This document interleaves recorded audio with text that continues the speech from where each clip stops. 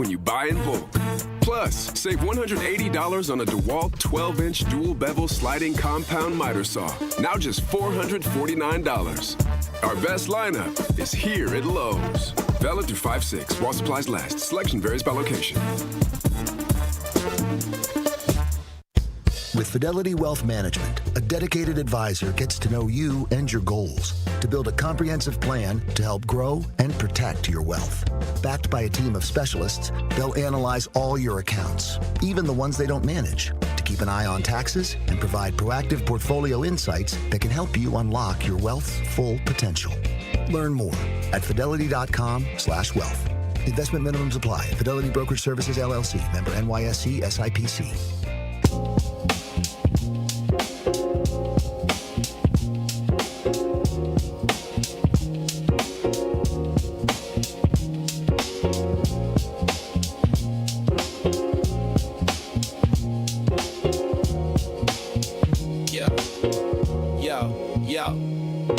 He steps to the mic with a boom, ping, ping. Wisdom sharper than a beast's fierce sting. Words like fireflies that light the night. He turns the dark into blazing bright. Boom, ping, ping, the truth takes wing. Milwaukee's voice, let the city sing. Boom, ping, ping, hear the freedom ring. Sherwin's the king, all the airwaves king.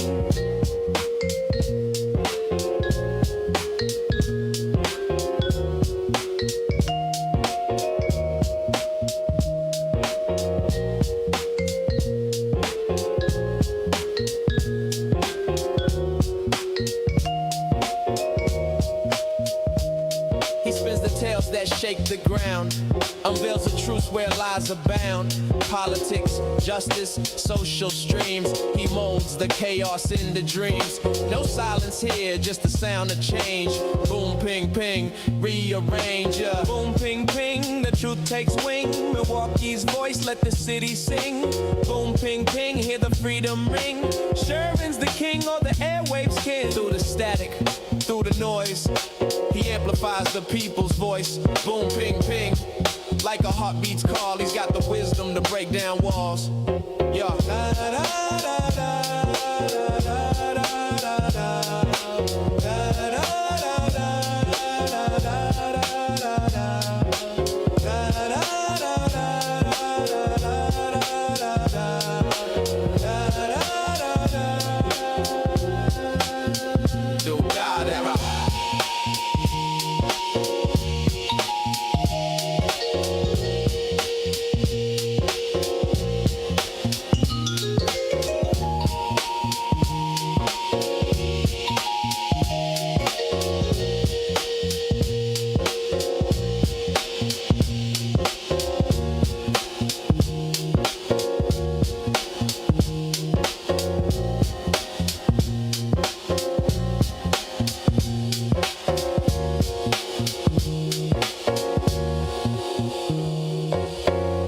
Good morning. Welcome to the program. You've made it to Friday, May 1st, 2026. I'm going to go ahead and call this a very unique Friday as we are embarking on what seems like a positive yet new chapter for 1017 The Truth. Some of you have probably seen the press releases that have been shared pretty widely on social media regarding the creation of a black media trust in which 1017 The Truth, WNOV 106.5 FM, and the Milwaukee Courier will all be under one umbrella of this trust. I know what you're thinking, and I know what people were worried about when they saw this news of somebody is messing with or twisting or finagling our black media in this city, which most of us believe is very necessary and exceptionally important for the dissemination of information to people who absolutely need it the most. We are a specific constituency. We have been harmed by these different types of separations and segregations.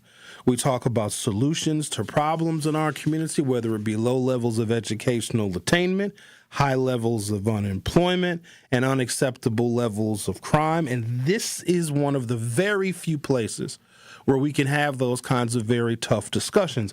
It also needs to be pointed out, and I cannot stress this enough, how important the African American voter is, not just to local politics, not just to statewide politics, but national politics. Wisconsin in particular, Milwaukee, no exception. Because of our political importance, we have had some of the most famous or infamous political candidates and elected officials on our airwaves over the last 5 years. The 101.7 The Truth has been broadcasting, and that is very much on purpose. But the whole key to that is the information that we provide fuels the democracy so that we all, when we participate politically, can make the best decisions possible. And I think that is worth saving. I think that is worth preserving. These are my personal opinions. I'm going to get to the details of this Black Media Trust in just a second. When you host a media program in this city, especially if it's, I don't want to call Black radio niche. Maybe it used to be, but now everybody wants to know what we talk about. The callers that we get, the participation that we get, whether it be on our YouTube chat or people that download our podcasts or people that happen to find us on the FM dial, it is incredibly diverse because I think the rest of the world knows and understands how very important the African American community is when it comes to the direction of politics. I did 2 interviews with the British Broadcasting Corporation in 2024 because they were worried about Donald Trump getting reelected in 2024 and what that meant for the United States' participation in NATO. They found our radio station. We did interview myself and Dr. Ken. The BBC is 450 million viewers. That's nothing to shake a stick at. But let these be shining examples of how important what we do is, even if it doesn't seem so. I know we can drift a little bit when it comes to our topics, but that's all a part of it. But when you do this line of work, you get kicked around a lot. Radio stations come and go. Media companies start out of nowhere, and just as quickly as they begin, they vanish. Remember WMCS 1290? When we found out in March of 2013 that they had been sold and they were no longer going to host Black Talk programming, we were shook. I had only been on WNOV for a year at that point. They were our biggest competitor. In fact, I don't know if a lot of folks know this, when Earl Ingram and TJ and Eric Vaughn and the other folks were broadcasting on 1290 WMCS, not only was that a highly rated radio program, WMCS at the time was in the top 5 of most listened to Black Talk radio stations in the nation. Earl Ingram would fill in for Warren Ballentine. So our local station here at the time, WMCS 1290, which is long gone now, was so popular that when nationally syndicated hosts would take a vacation day, they would use the voice and the programming of Earl Ingram to broadcast nationally. And then we found out that they were gone. Well, that put WNOV in a whole new spotlight. For a period of, it had to have been a year, maybe a year and a half, I was the only Black talk show host broadcasting on terrestrial radio, broadcast radio in the entire city. Wasn't entirely ready for that, but I rose to the challenge. I was at WNOV for 6 very, very important years where I was able to sharpen my craft. Then I left. Then I went to another radio station. How ironic is this? Their frequency was also 101.7. We were located on Brady Street. I left there, and they ultimately went out of business. Tried my hand at broadcasting from my house, thought that is what I was going to be doing for the duration of my broadcast career. Then all of a sudden, I read an article in the newspaper. A woman by the name of Cherie Harris, who, shout out to Cherie, who very well might be listening right now.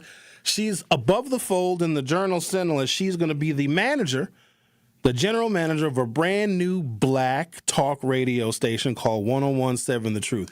I had never heard of her before. I did not know that 101.7 The Truth even existed. Now, I was familiar with Good Karma Brands and WTMJ 620, and of course, I was familiar with 94.5 ESPN Milwaukee, which is also a sister station here right next door to us at 101.7 The Truth. And so I see the article. I was like, how dare you start a black talk radio station and not consider Sherwin? I was very offended. And I made a couple of telephone calls to two other people that I knew would be just as offended as me, Jason Fields and Dr. Ken Harris. And if you know Dr. Ken, he knows how to complain. In fact, I learned how to complain from him. I listened to Dr. Ken's show yesterday. I'm glad that I did, because all Dr. Ken does is just yells at people for an hour straight. It was just glorious. That's not what I'm saying. I'm asking you to answer the question. That's it. Well, they hung up on themselves. I didn't hang up on them. It was fantastic. So, Dr. Ken, Jason Fields, and myself were on this phone call. We're like, who are these people? What do they know about our community? What do they know about black radio? And so I made an inquiry. And at the time, Michelle Bryant and I were friends still. Michelle was the first one that they interviewed to get a job at 101.7 The Truth. And she and I talked, and she went through the interview process, and she determined that this radio station, which had not yet started broadcasting, was not for her. And she opted to stay at WNOV.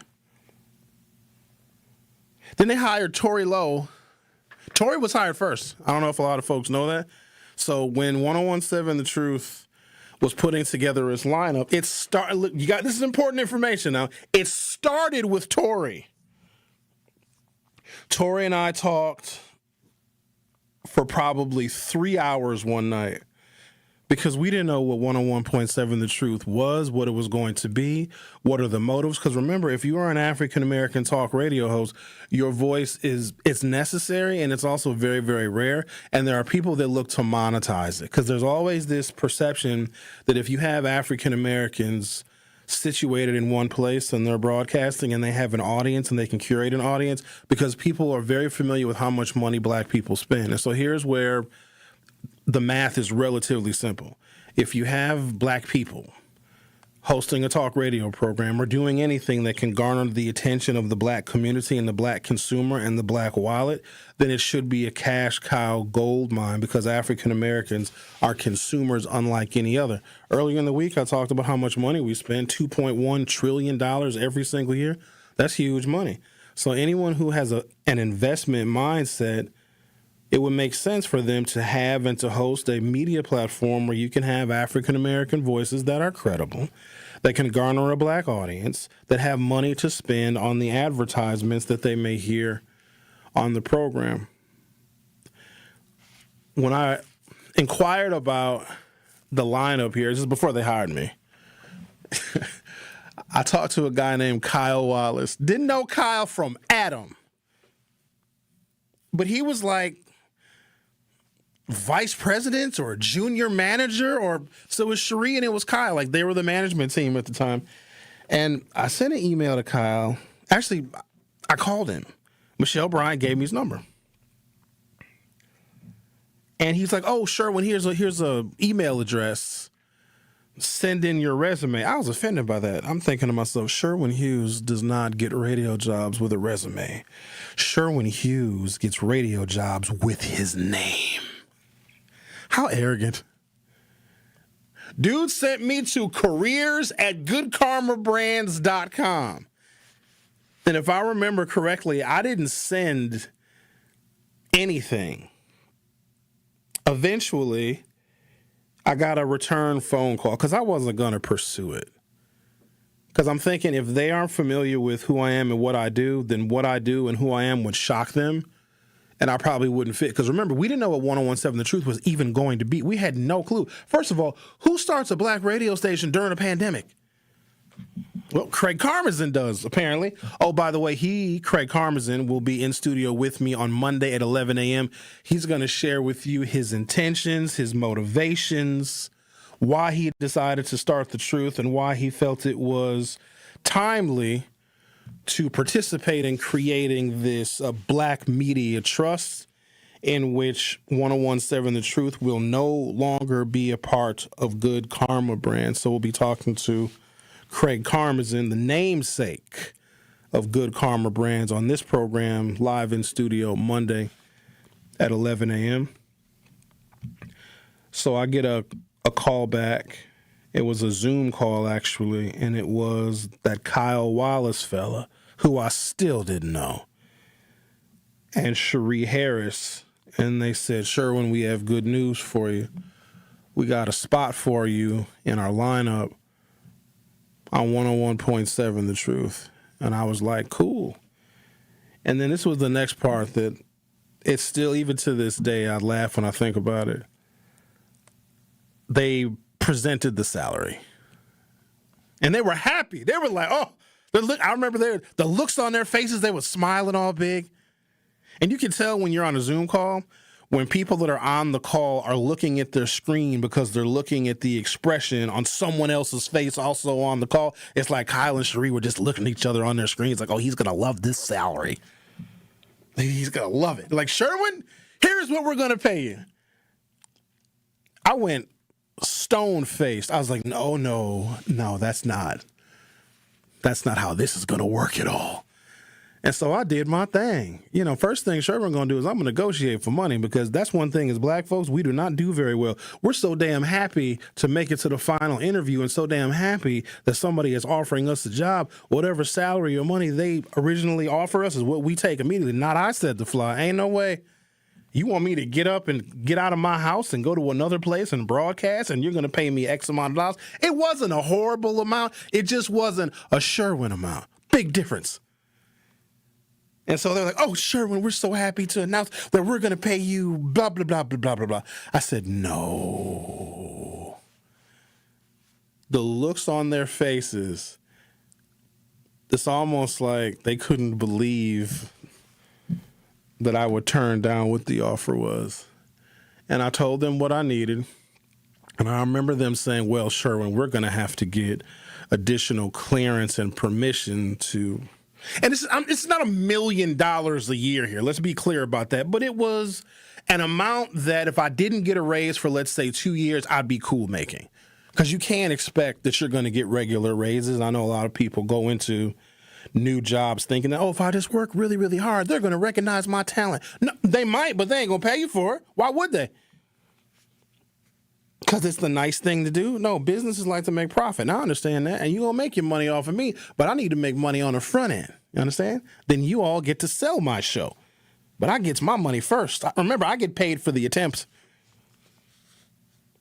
And so when they said they had to go and talk to somebody else and they were going to circle back with me or get back with me to see if what I was asking for was agreeable, I knew that I was not going to hear from them again. And if I didn't, that's perfectly fine, because that wouldn't have been a place that I'd be comfortable at anyway, because you don't want to start a new endeavor feeling like you are not being paid your worth. And I put in work in this city.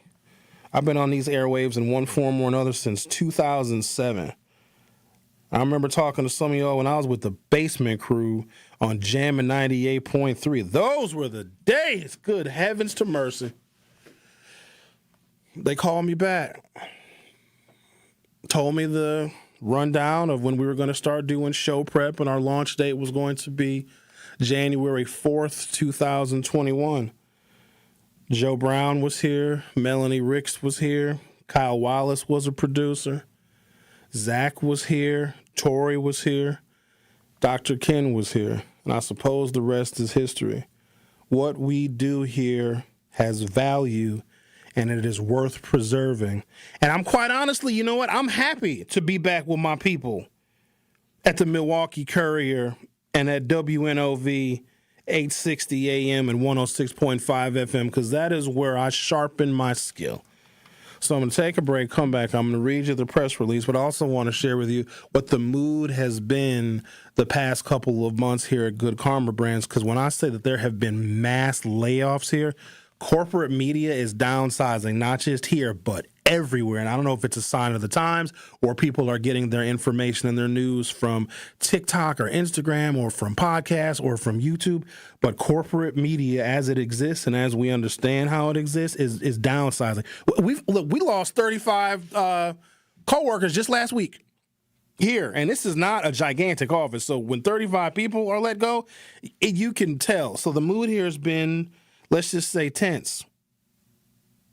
We received an email at 11 a.m. yesterday while I was on air. So I don't know if you guys could tell, but the show was very tense. Myself, Xavier, and Zech, we're freaking out because we get an email at 11 a.m. I'm going to read the email on the other side, but we thought that we were going to get canceled. So I'm going to take a break, come back, share with you the rest of the details of this journey, which I hope is going to be a bright, new, positive chapter for African-American centered communications, broadcast media, and talk radio. I think this is going to be a bright new day for The Truth and for the listening audience of our varied programs. The Truth with Sherwin Hughes will be right back.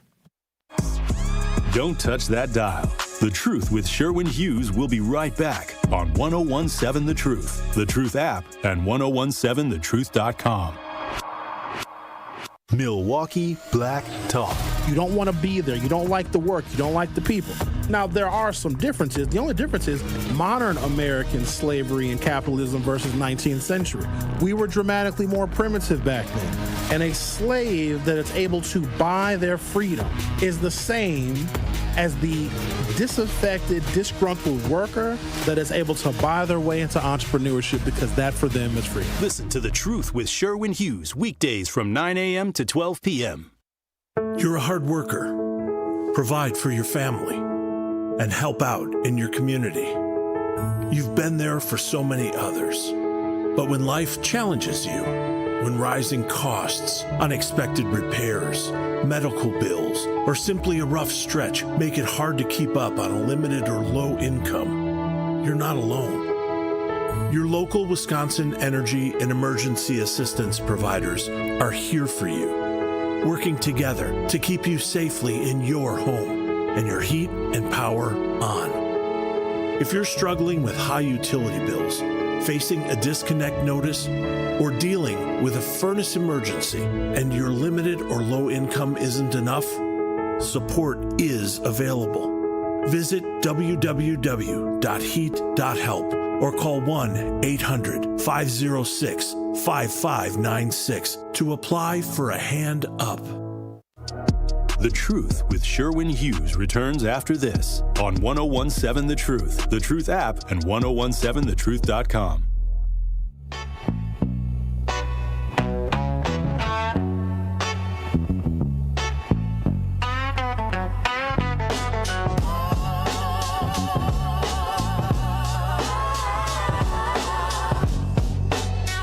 Also, keep in mind, we're giving away $5,000 today. Ain't that crazy? We find out that we're going to be involved in a new entity, a black media trust. I know that may sound intimidating to some folks, but it's a way in which the coveted media outlets that we have that cater to, I believe, an underinformed community are going to exist in perpetuity. That's their word, not mine. Putting us all under one umbrella, I think, is a fantastic idea, and there's going to be sizable investment that comes along with that, and I appreciate that. Let me tell you why. Nobody invests in black people. No, we don't. We say we do. We pretend we do. We dance around the subject, but nobody makes, I'm talking like big, real money. And that is what I potentially foresee this being. Let me also say this. I don't even know if I'm going to be a part of it. But if I am not, it still needs to happen. That is how much I love this craft. For 40 months, almost 4 years, when I was at WNOV, I took zero salary because they were rebuilding that radio station after a botched sale. And I knew that the station, which was a community staple for a full generation before I even came there, needed to rebuild. And by paying me, if that would have slowed or reduced the rebuilding process, me getting paid would not have been worth the overall cost and time to rebuild that radio station. I also knew that once it was rebuilt to a point where we were satisfied and we were starting to add shows and add hosts and add producers, I was going to get my money. 40 months is a long time. Now, obviously, I had other work. But you're not going to find anybody. Even if somebody loves something, they're not going to do it for free. And I've taken all sorts of criticism from people on my stances, maybe the candidates that I've supported, maybe some of the positions that I have taken that have been unpopular, which is perfectly fine coming from people that would not do their jobs for free because they love their community so much. So what we do here needs to be preserved, but it is not without sudden and abrupt change. Hell, there ain't no more radio stations left for me. In fact, you got to create a new one. So I've been four? I don't even know how many. But it comes with the territory. Things change. There are mergers. Things are bought and sold. Assets get reduced. Profitability, margins change, all that stuff. It is a business at the end of the day, and a lot of folks don't see it that way, especially folks who come to appreciate talk radio hosts as members of the community and members of their family. They don't see the business side of this, and we do that on purpose. We don't want y'all to see the business side of this because it is gross. It really is. It's a weird game of blackjack is what this business model is. So things have been very tense and very anxious around here because we know that the truth has not been... I think we are performing well in what we deliver, but it's got to be measured in money. It has to be. It does. And that's the unfortunate thing, but it's the reality. And that measurement has fallen a little short. And when that happens, that's only going to happen for so long. To where you are going to get, reduced, downsized, or whatever. And that's been happening here, which, comes with the territory. I'm more used to it than some of my other colleagues. Some of my other colleagues have never worked in broadcast media before, ever. So a lot of this is just very new. For me, it's just I guess I'm used to it. Right when you get real comfortable, that's when you get that email. So yesterday at 11 o'clock, with an hour still left to go in my show, we get an email from the vice president here. And it shocked us because we knew that something was going to happen as far as big changes, but we didn't know what. We didn't know if they're going to remove individual hosts, remove producers, if they were going to cut our program date. We didn't know, but we knew something was happening. But for a while, it was quiet. We saw these other people getting downsized and laid off all around us, but the truth was okay. Another round of layoffs would happen. The truth is okay. But then I'm saying to myself, we're not going to be able to escape this forever. And then, boom, the email came. Do you know how hard the last hour of my show was yesterday, thinking that it was going to be my last show? And I would say that Zach and I are probably the most vocally emotional people here. I know Dr. Ken can be emotional too, so can Tori, but Zach and I sometimes have zero filter, and it was real hard. Xavier was just chilling. Xavier was in the cut. He was like, yeah, I got other stuff to do anyway. I got other endeavors. I'm cool. So me and Zach are just freaking out. I'm on my commercial breaks. I'm trying to call Kyle Wallace. I'm calling him. Kyle ain't answering the phone. I'm texting Kyle. He's not responding to my text message. He's not reading my text message because I'm thinking to myself, I need to know something before noon. And so the email says, so the subject line of the email that we received yesterday was mandatory truth team meeting. Uh-oh. And I say, uh-oh, because we don't have many of those. When you see in the subject line, not mandatory Good Karma Brands meeting. No, not mandatory Fourth Friday meeting. No. Mandatory truth meeting. That's the subject. I'm like, oh, we're cooked. And the subject then goes on to detail the body of the email, which says, "Team, this meeting is mandatory. Please do your best to join in person. But if that is not possible, we have provided a Teams link below. This meeting will not be recorded." Now I'm thinking to myself, oh, why are you not recording it? I like my meetings recorded so I can go back for reference. And the entire last hour of my show yesterday, I'm like, we're done. I'm thinking about what I'm going to do. Am I going to go on vacation? What am I going to do? Am I going to start my YouTube broadcast up again? We walk into the conference room. I'm talking about long faces, y'all. Everybody was just looking sad and defeated. We had some people that were up on the big screen because they were participating virtually. Evan and Danny, who are our managers and our content directors, they had long faces. I was like, damn, Tori Lowe didn't even look up. And I walk in a little bit late with Xavier because we had just come off the air. There was nowhere to sit. The HR lady was in the room. I was like, not the HR lady. No. Whenever you see her, that's somebody's ass. Because you don't see Lisa very often. So the last time I saw Lisa is when I damn near died on the air, when I passed out. So when you see Lisa, you getting fired or you're dying. So there she was, sitting in the chair, wasn't nowhere to sit. The HR lady got up so I could sit down. I was like, damn, the HR lady is letting me sit down. I'm like, I'm the first one fired. Vice President was in the room. So was Craig Karmazin, who is the proprietor of Good Karma Brands. So everybody's sad. Okay, no words have been exchanged yet. Nobody's even talking amongst themselves. We sitting around the conference room table. Kyle is sitting at the conference room table. His dreadlocks are just a shaking. You know, Kyle, when he get nervous, his dreadlocks start vibrating. I was like, oh no, Kyle's dreads are shaking. Craig Karmazin then opens up the meeting and says, "Hey, everybody, I got good news." And everybody was like, what? We're all looking around at each other because we're expecting to get fired. Hold that thought. I'm going to take a break, come back, and tell you what the good news was.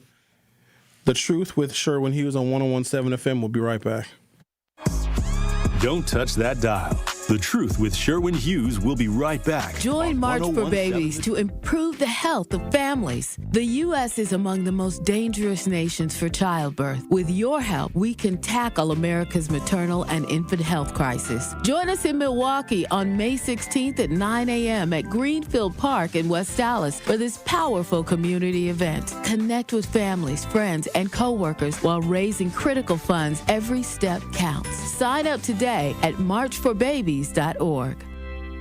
Walk in for a suit, walk out with two. It's buy one, get one half off throughout May at Nicobani's. Suits, blazers, hats, jeans, and more. Everything you need from a hands-on team that styles you from head to toe. Find a suit, add shoes for half the price. Land the perfect two-piece set, now add a vest for 50% less. Prom, graduation, galas, whatever's on your calendar, now's the time to stop in to Nicobani's. Second floor at Mayfair Mall across from AMC. Buy one, get one half off throughout May at Nicobani's. Some exclusions may apply. See store for details.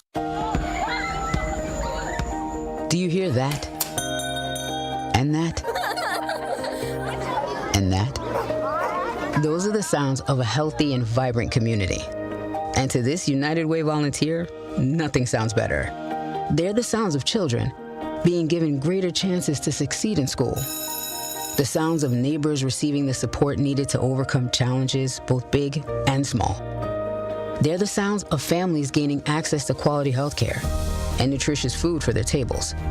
And they're the sounds of members of our community who've benefited from United Way's financial education programs. See, wherever there's a need in our communities, there's a United Way. People working together to respond and growing the good for everyone. United is the way. So join us by getting involved or giving back. Learn more at unitedway.org.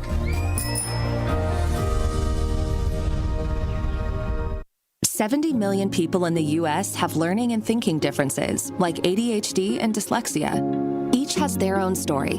This is ours. At first, I thought it was just a phase. Then schoolwork became a struggle. Emotions got bigger, and my kids started falling behind. I felt alone, like I was lost in the dark trying to find answers. Then I learned about Understood.org, a nonprofit empowering parents and kids like us. It was like we had a light to show us the path ahead. Whenever new challenges came up, their guidance helped us figure out our next step. We still have tough days, but now we have direction. And I have the tools and resources I need to help my child thrive. No matter where you are on the path, Understood can help you keep moving forward. Visit understood.org/yourpath today. The Truth with Sherwin Hughes returns after this on 1017 The Truth, The Truth app, and 1017thetruth.com.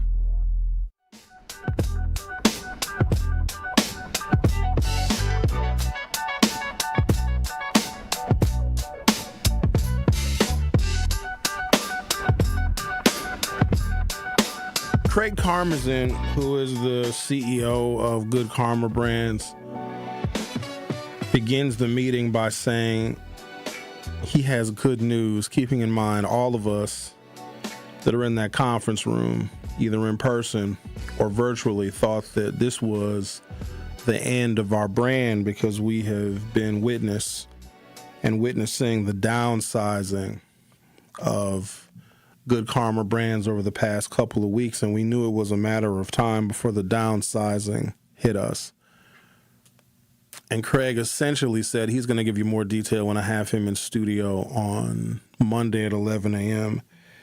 That in so many words, he admitted that Good Karma Brands may not be the best company to manage this particular kind of broadcast medium. Good Karma Brands is a sports marketing firm.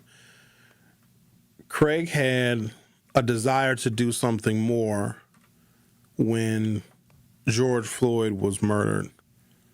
And it was something that people tried to talk him out of. People told him 6 ways from Sunday that it wouldn't work. And I think that probably motivated him even more because if you know Craig, that's a stubborn fella.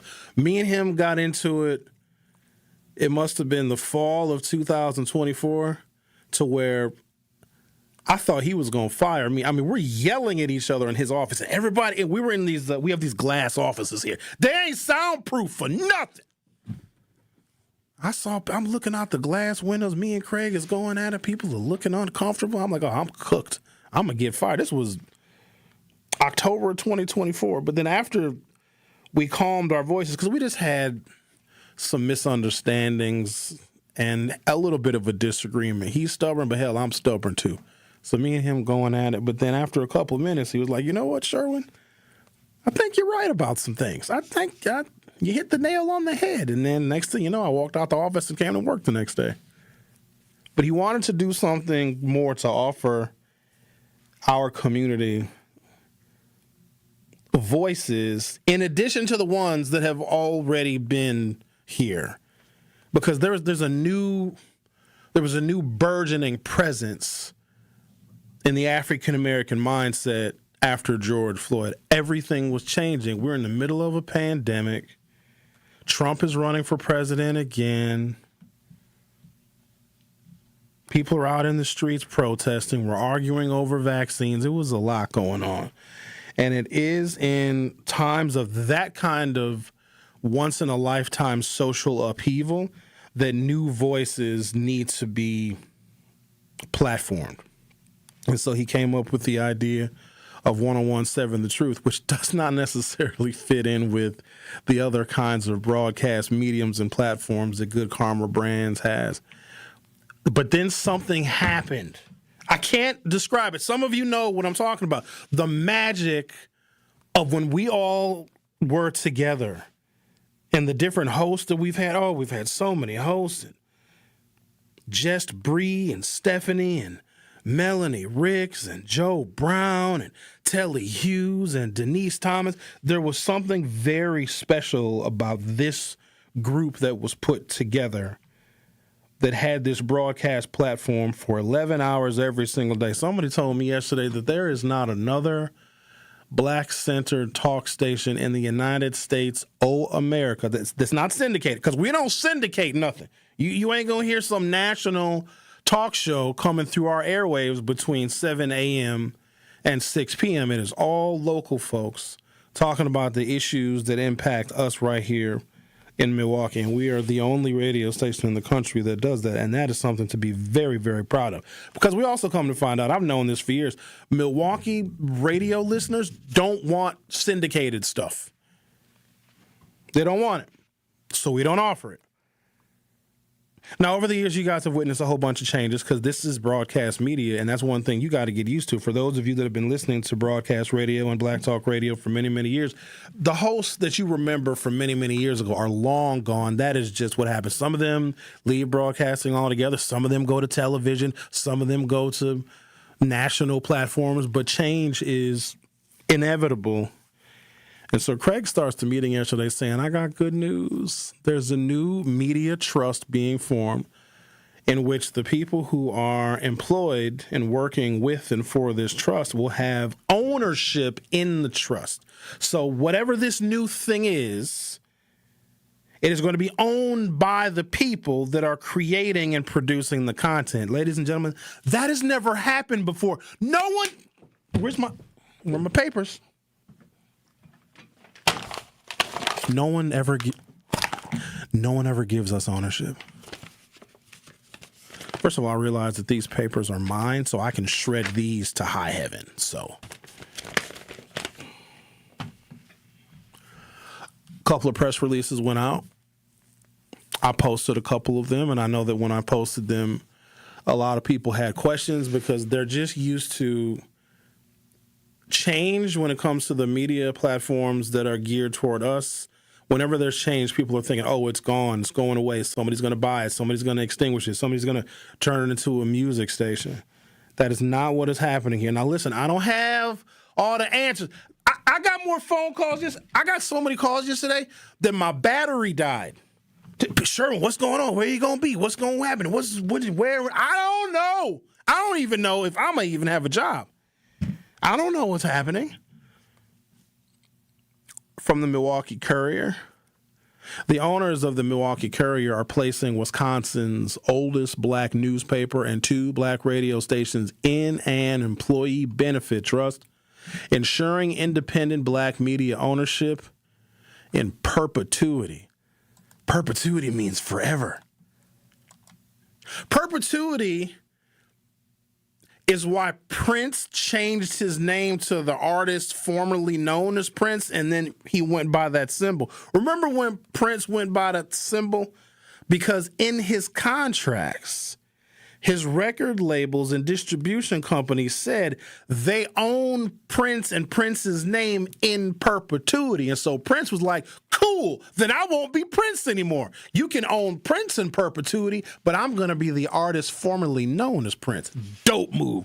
Boss move, unlike anything I had ever seen. Most of us didn't understand it, but we get it now. Ladies and gentlemen, as far as I know, and until I receive information to the contrary, these very coveted mediums of African-American media, broadcasting, communication have been kicked around like a football. Here today, gone tomorrow, open, closed, paused, reduced, added to, subtracted from, are going to exist in this town forever. And it's about time. The new structure under the newly formed Milwaukee Black Media Trust will include the Courier, the recently acquired WGKB 101.7 The Truth, and eventually WNOV 860 The Voice. The trust was established by Civic Media, which acquired the Courier in late 2025 and is awaiting FCC approval to finalize the purchase of WNOV. Civic Media created the Milwaukee Black Media Trust to ensure no individual or corporation can sell, consolidate, or redirect these institutions away from the community that they serve. We are excited about Milwaukee Black Media because it puts these important community media assets under the control of the community that they serve with a financial structure that benefits the employees doing the work, says Sage Weil, CEO of Civic Media. He goes on to say, we look forward to working closely with Milwaukee Black media to support the new organization's growth and success in years to come. I'm going to share with you very briefly how this is a full circle moment for me, even if I'm not involved, because there is no guarantee. Don't worry about Sherwin. Sherwin going to be all right. When WNOV was rebuilding and trying to put together shows and adding hosts and adding producers very slowly, particularly after WMCS 1290 was sold and they went off the air, which was, in fact, our largest black talk radio platform at the time. The old logo and slogan for WNOV used to be The Source. WNOV, 860 AM, The Source. I remember having these very long and important conversations with a fellow by the name of Mr. Gerald Jones, who was the curator of the Milwaukee Courier, WNOV, and actually his mother started Courier Communications. And I used to have these long, very important talks with Mr. Gerald Jones, who was a black media pioneer in his own right and deserves every accolade you could ever throw at another human being. And he said, Sherwin, you are the voice of the community, because remember, WNOV was the only black talk radio station that we had at the time because WMCS had been sold. And we had to rebrand. WNOV did. And he said, sure, well, you're the voice. WNOV still goes by that slogan to this day. Now, I don't tell that story very often because people think I'm bragging, but the truth is the truth. WNOV, The Voice, was renamed and rebranded because of me and the fact that I may have an opportunity to join forces with the place that gave me the opportunity that I never for a single day took for granted. You never take this for granted. Radio is, let me tell you how cold radio is. They'll know that they're firing you and let you do a show and then fire you after your show. So you never can take it for granted. It's why I rarely say when I end my shows, I'll see you tomorrow. I say I see you next time because I don't know if there's going to be a tomorrow. So I hope I've answered at least some of the questions. I know I wanted to tamp down a lot of the speculation and some of the rumors that had been started. I personally believe that this is going to be a good thing. Now, hold on now. I'm sure Sherwin been wrong before. But I think the idea and the structure and the ownership model and the investment in us, in our voices, in our community, in our information, in our broadcasting is something worth saving. I'm also giving away $5,000 today to bribe you a little bit. Going to have Clarissa in the studio. She is the sassy soul singer who's going to be performing at a Kentucky Derby-themed event at Shaker's Cigar Bar on South 2nd Street. We're going to be talking to her for the Milwaukee experience. We just got a show going on today. Don't we, X? We got X, you okay? I know you was cool yesterday. You was like, yeah, whatever, man. You was like, whatever happens, dog. Yeah, I'm fine. You know, it's part of the game, I guess. It sure is. It's a big part of the game. Got the Kentucky Derby going on Saturday. They say that's the greatest 2 minutes in sports. And here I was thinking that I was the greatest 2 minutes in sports. But I digress. Take a break, come back, continue our conversation. Of course, if you have questions or comments, by all means, seriously, we'd love to hear from you. 833-212-1017, 833-212-1017. The Truth with Sherwin Hughes. Will be right back. Don't touch that dial. The Truth with Sherwin Hughes will be right back on 1017 The Truth, The Truth app, and 1017thetruth.com. Truth Nation is the best fan base in the country. I won tickets last week on your show to see The Wiz. I just wanted to call and say thank you and say I appreciate you. I appreciate the show. I appreciate the station. That was a core memory that was made last night. The Wiz was an amazing performance. We want you to tap into the talk and text line every show, every day at 833-212-1017. Milwaukee Black Talk, 1017 The Truth. You're a hard worker. Provide for your family and help out in your community. You've been there for so many others. But when life challenges you, when rising costs, unexpected repairs, medical bills, or simply a rough stretch make it hard to keep up on a limited or low income, you're not alone. Your local Wisconsin energy and emergency assistance providers are here for you, working together to keep you safely in your home and your heat and power on. If you're struggling with high utility bills, facing a disconnect notice, or dealing with a furnace emergency and your limited or low income isn't enough, support is available. Visit www.heat.help or call 1-800-506-5596 to apply for a hand up. Life's better with Drive My Way from American Family Insurance because we know it's more than just a car. It's your escape pod, your adventure mobile, your memory maker. And we help protect the dreams that drive you. Personalize what you pay for auto insurance and you could save between 10 and 35%. American Family Insurance. Get a quote and find an agent at amfam.com. Products, pricing, and availability vary based on the way you purchase insurance and by state. Unsafe driving behaviors may increase your rate. American Family Mutual Insurance Company, SI, and its operating companies, 6000 American Parkway, Madison, Wisconsin. Tacos and Tequila Festival, Saturday, May 30th at Franklin Field, featuring live performances by Shaggy, Rick Ross, Genuine, Soulja Boy, Frankie J, Mims, and more. There will be craft margaritas, Milwaukee's best taco vendors, authentic lucha libre wrestling, an exotic car showcase, a Chihuahua beauty patch, art installations, and so much more. Tacos and Tequila Festival, Saturday, May 30th. Get your tickets at tacoandtequilafestival.com. Injured? Call Gruber Law Offices today. One call, that's all. Literally one call, that's all. I made one call, and that's all, worry-free.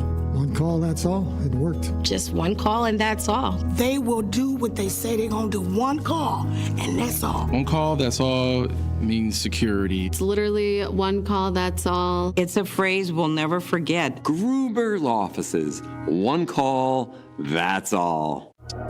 The Truth with Sherwin Hughes returns after this on 1017 The Truth, The Truth app, and 1017thetruth.com.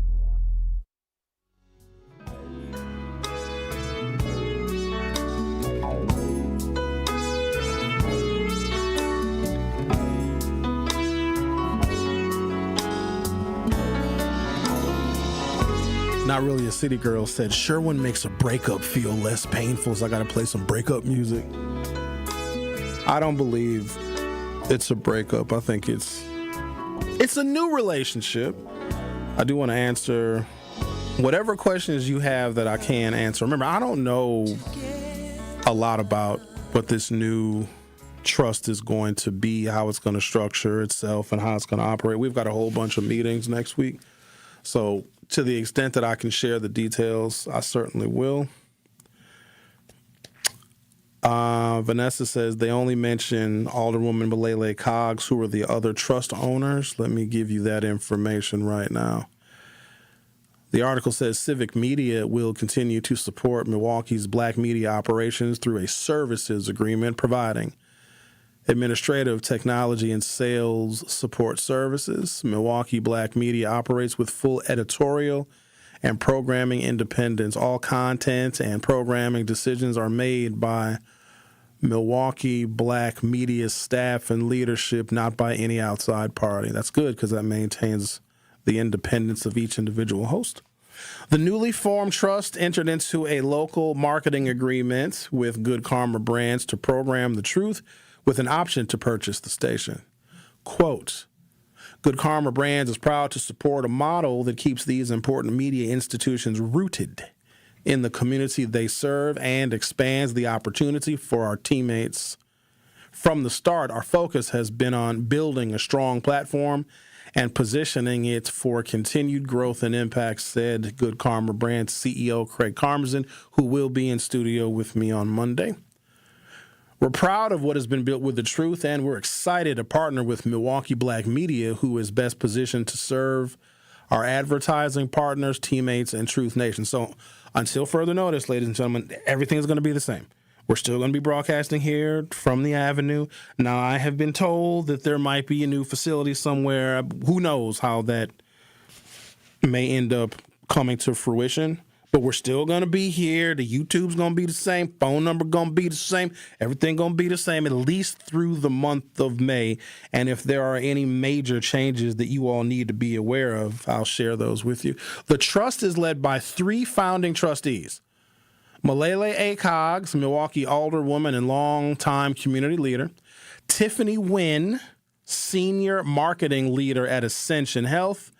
And Romel Brown, editor of the Milwaukee Courier, who serves as the employee representative trustee. These institutions have served as the voice and reflection of Milwaukee's black community for decades, creating space for sharing ideas, challenging perspectives, and fostering dialogue, Malele Coggs said. The trust ensures that these institutions remain community-controlled and black-centered at a time in our nation's history when the black experience is too often diminished. I am honored to serve as a founding trustee, helping to amplify the voice of Milwaukee's black community.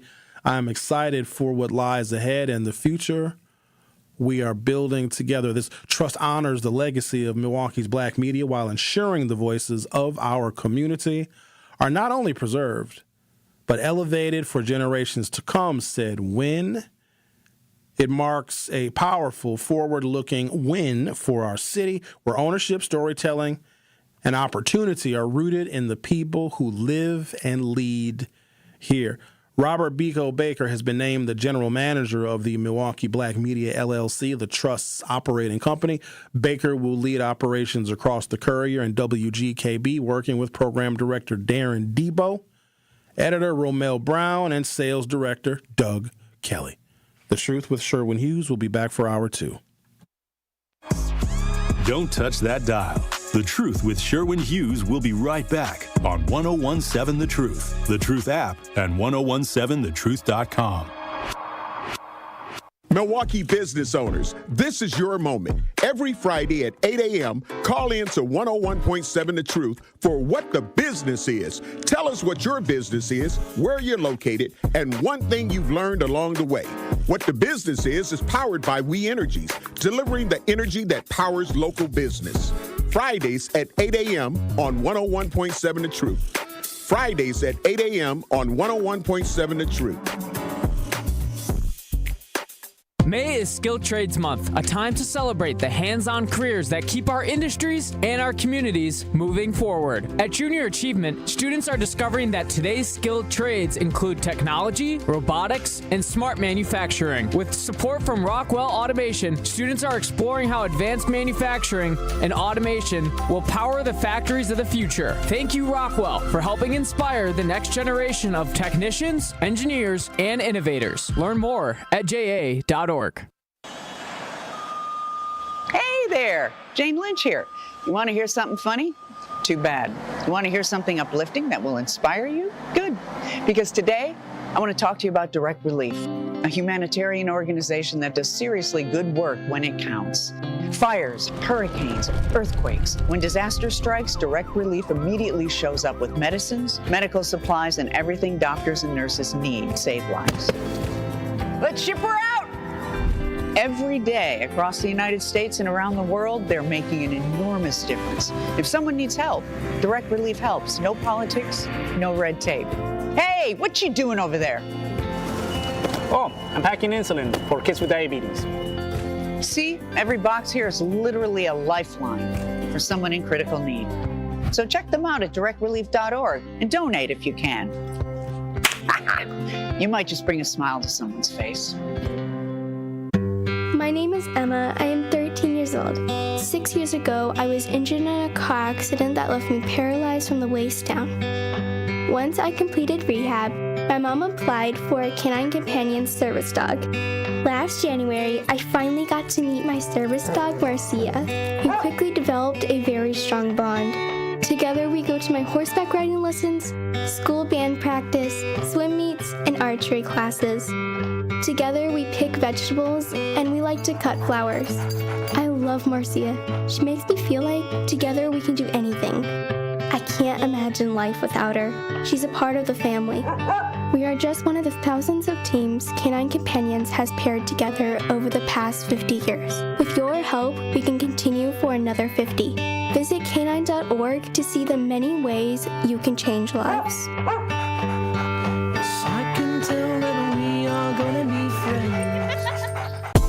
Breaking news, weather, entertainment, and sports. We have it all here. This is 1017 FM, 1510 AM WGKB Waukesha and W269DL Milwaukee, a locally owned Good Karma brand station. This is The Truth with Sherwin Hughes on 1017 The Truth, The Truth app, and 1017thetruth.com.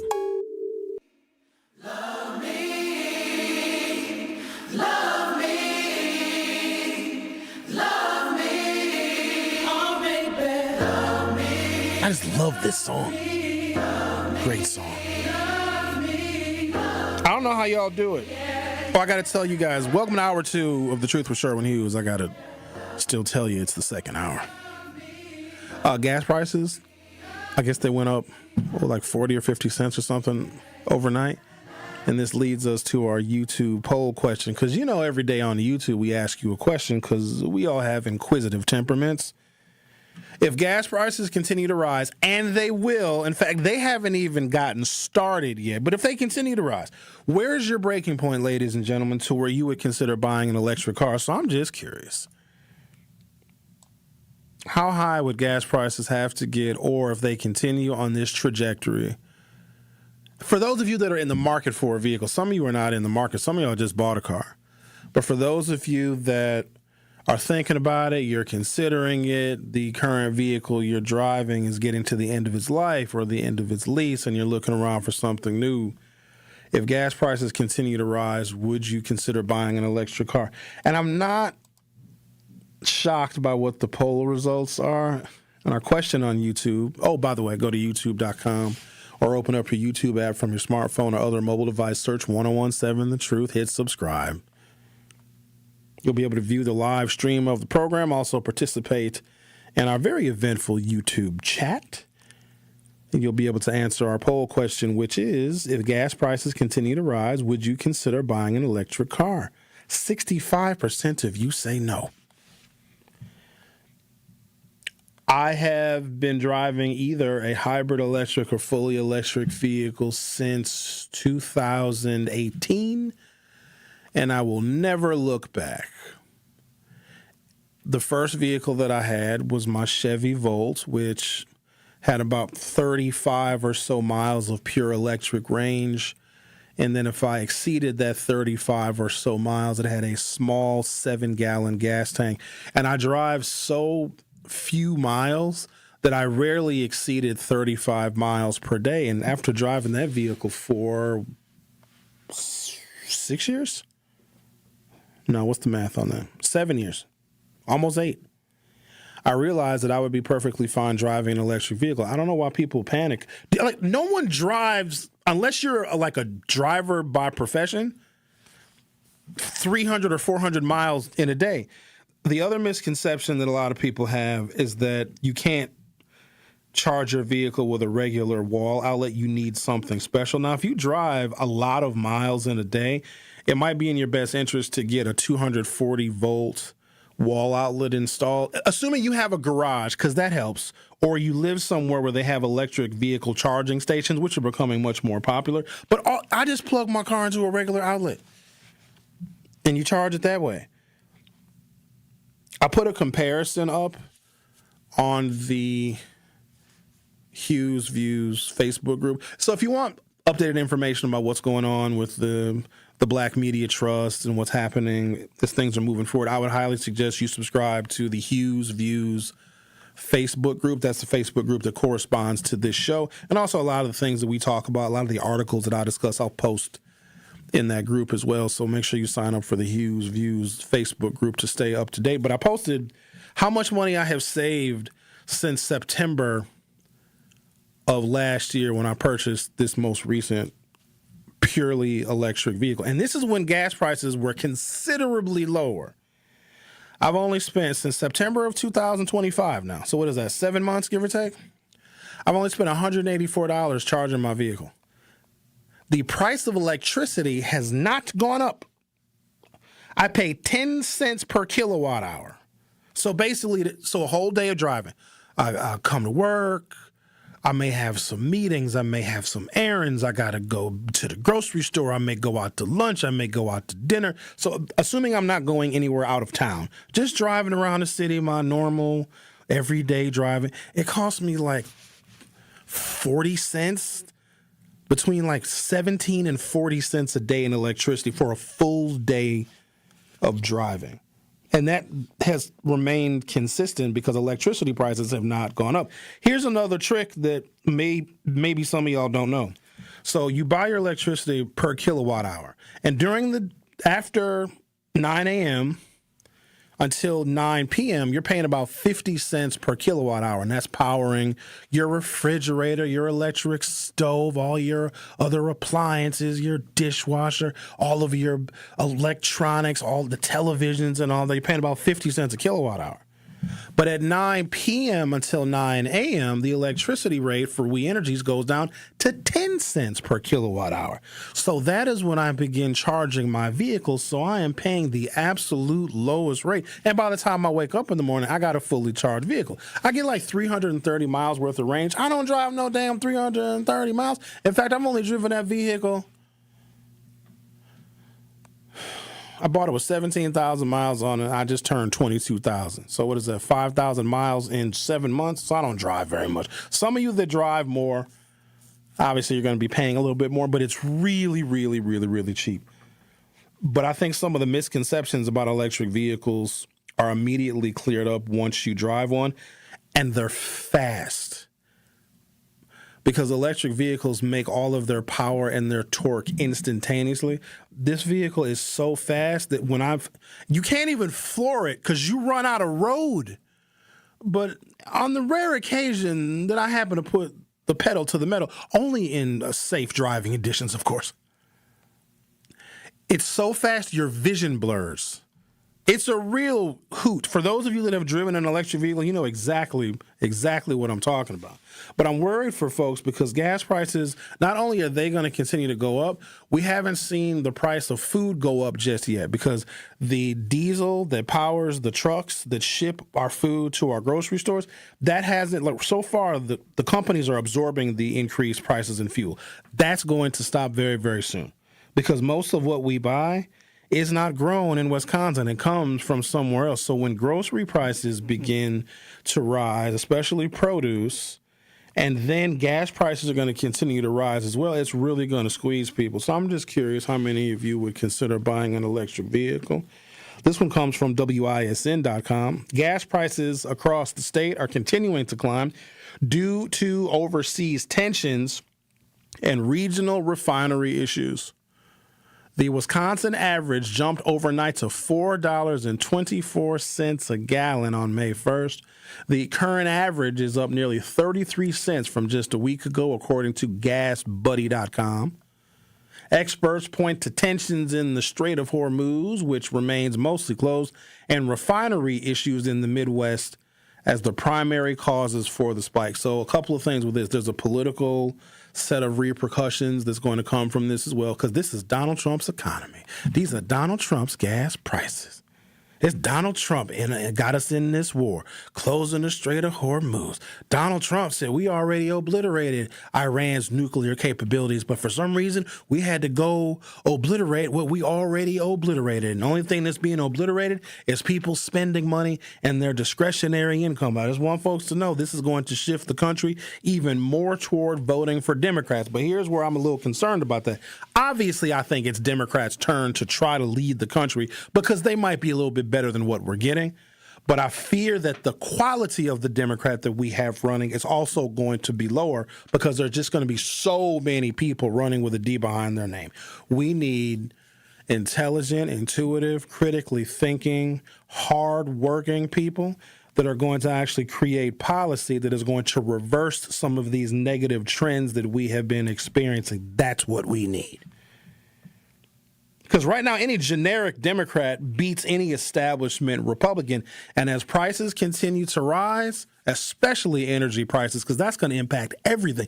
Our pharmaceuticals have petroleum derivatives in them. So even the cost of medication is going to go up. All essentially because of the whims of this immature, ridiculous president. And it's going to cost his party dearly. Now, they're also doing some things where they're trying to redraw maps and give Republicans more opportunity and advantage in some of these congressional maps. The state of Louisiana has called for their damn congressional elections to be paused. And there's going to be more of that. We had a series of really bad storms over the past couple of weeks. And then I think it was one day this week, was it Monday or Tuesday, where we had a windstorm where trees were knocked out. I thought it was a damn tornado. I was at the house and I heard it sounded like a freight train. And it was the wind. It was almost out of nowhere. You guys know what I'm talking about? It was earlier this week. These big old winds came. And instead of taking cover, I don't know why I always rush to the window. I hear gunshots. First thing I do is look out the window. Who's shooting? Who's out here with those guns? I need to learn how to take cover. So I hear these raucous winds, and I'm looking out the window, and the trees are just swaying. And because I got a big tree in front of my house, and I don't want it to fall on my house, because then I'd have to live with one of y'all. We haven't gotten into the worst of the severe weather season. And when I talk about the worst of the severe weather season, I'm not talking about the thunderstorms and the flooding. Oh, by the way, get used to flooding here, because that's just going to be a thing. But there's hurricanes. And I'd imagine if this spring was any kind of a precursor to what weather is to come, or any kind of foreshadowing, this is going to be a pretty severe hurricane season, because you know that every single year the average temperature on planet Earth goes up, more polar ice caps are melting, more moisture in the atmosphere, blah, blah, blah, blah, blah, all that stuff, right? Whenever we have a major storm, especially in the Gulf of Mexico, you know what it does is it takes a gas and oil refinery offline, because they are situated in the Gulf of Mexico, which is Hurricane Alley. When you have gas prices already going up because of the blocking of the Straits of Hormuz and additional political tensions, right, that's automatically going to cause gas prices to rise. And also anything made with petroleum or crude oil, including some of our pharmaceuticals, anything made out of plastic, not to mention the lubricants for our vehicles and the gasoline for our vehicles, that's going to get more expensive. And the cost of food and transportation writ large. Jet fuel is going up. Some of you that want to fly Spirit Airlines are going to pay, I don't know, $7 instead of $2 to fly on Spirit. Spirit is so cheap that it has to be dangerous.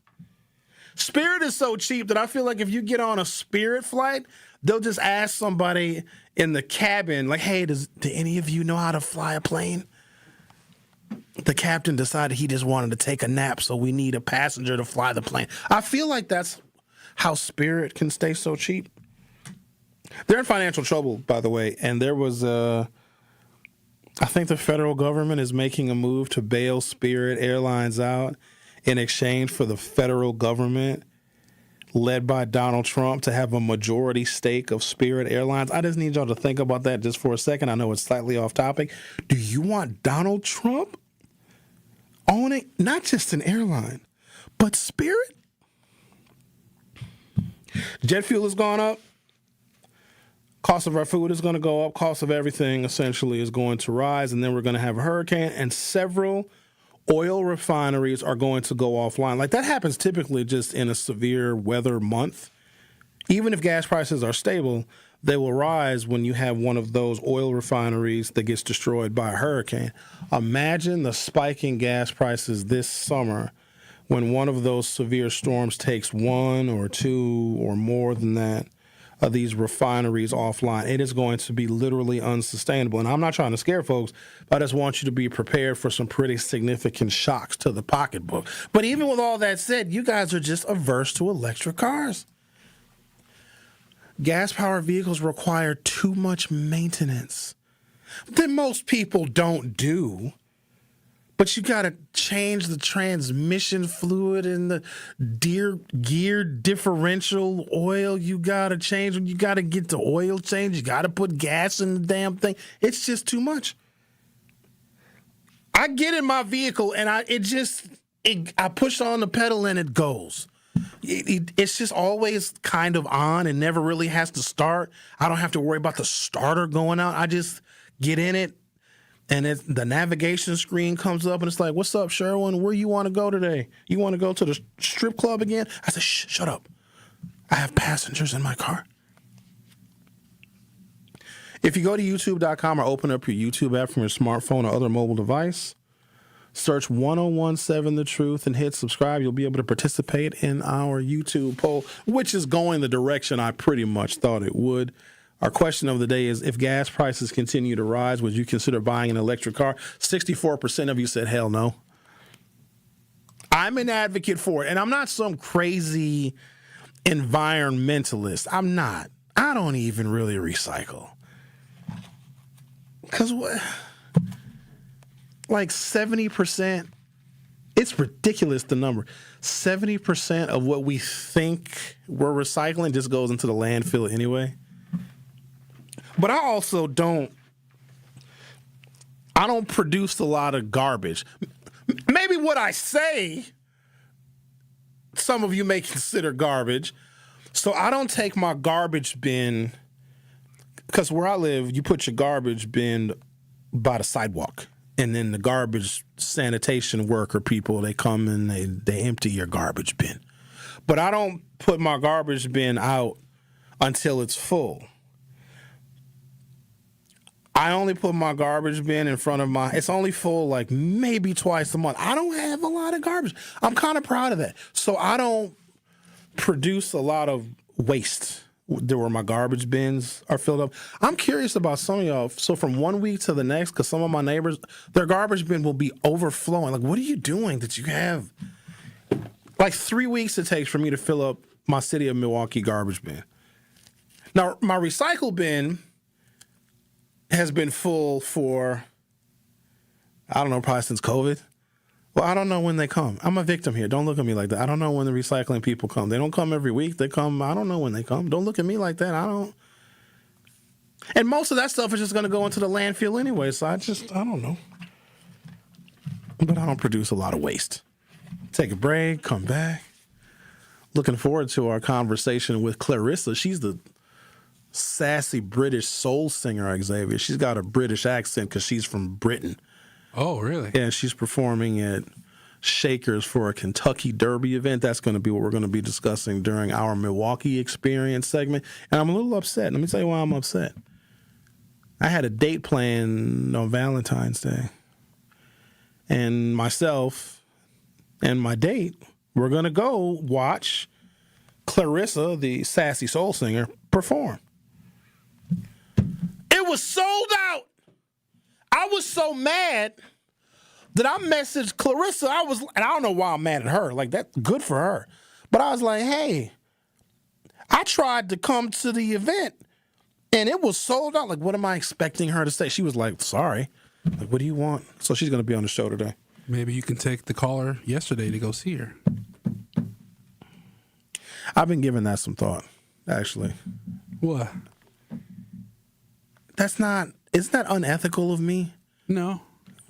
Why am I asking you about ethics? I don't know if you would. I'm a very ethical person.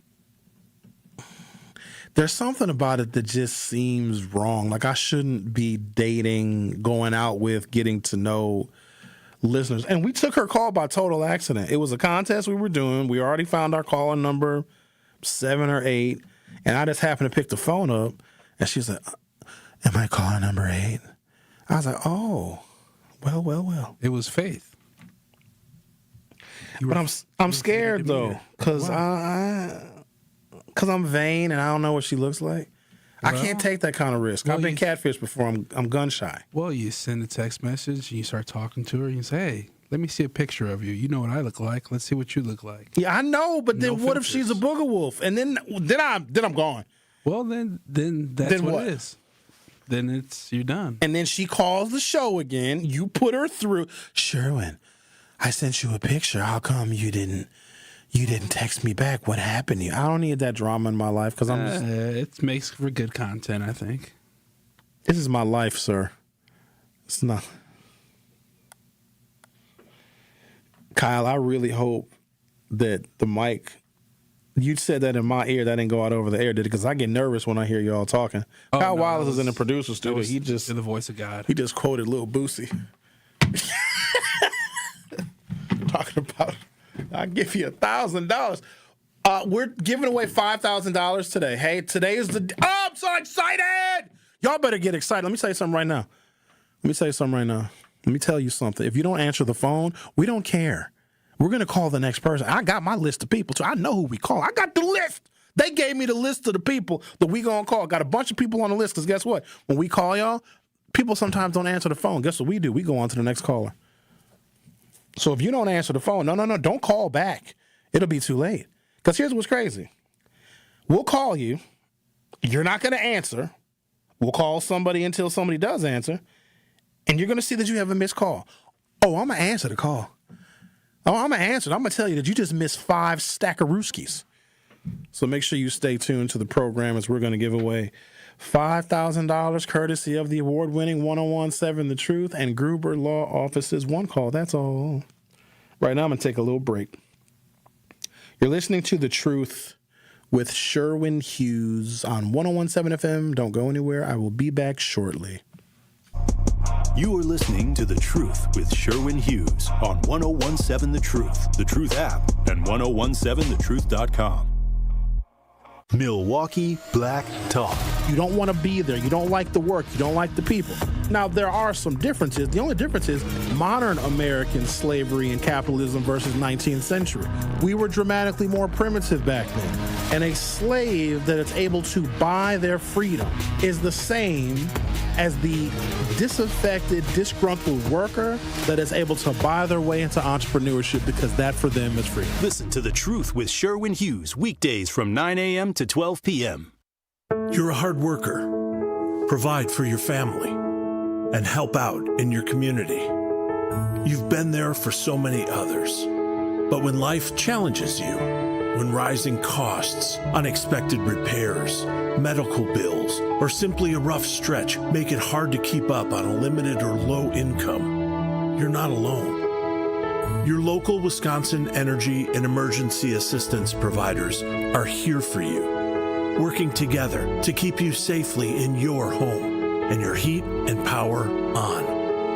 If you're struggling with high utility bills, facing a disconnect notice, or dealing with a furnace emergency and your limited or low income isn't enough, support is available.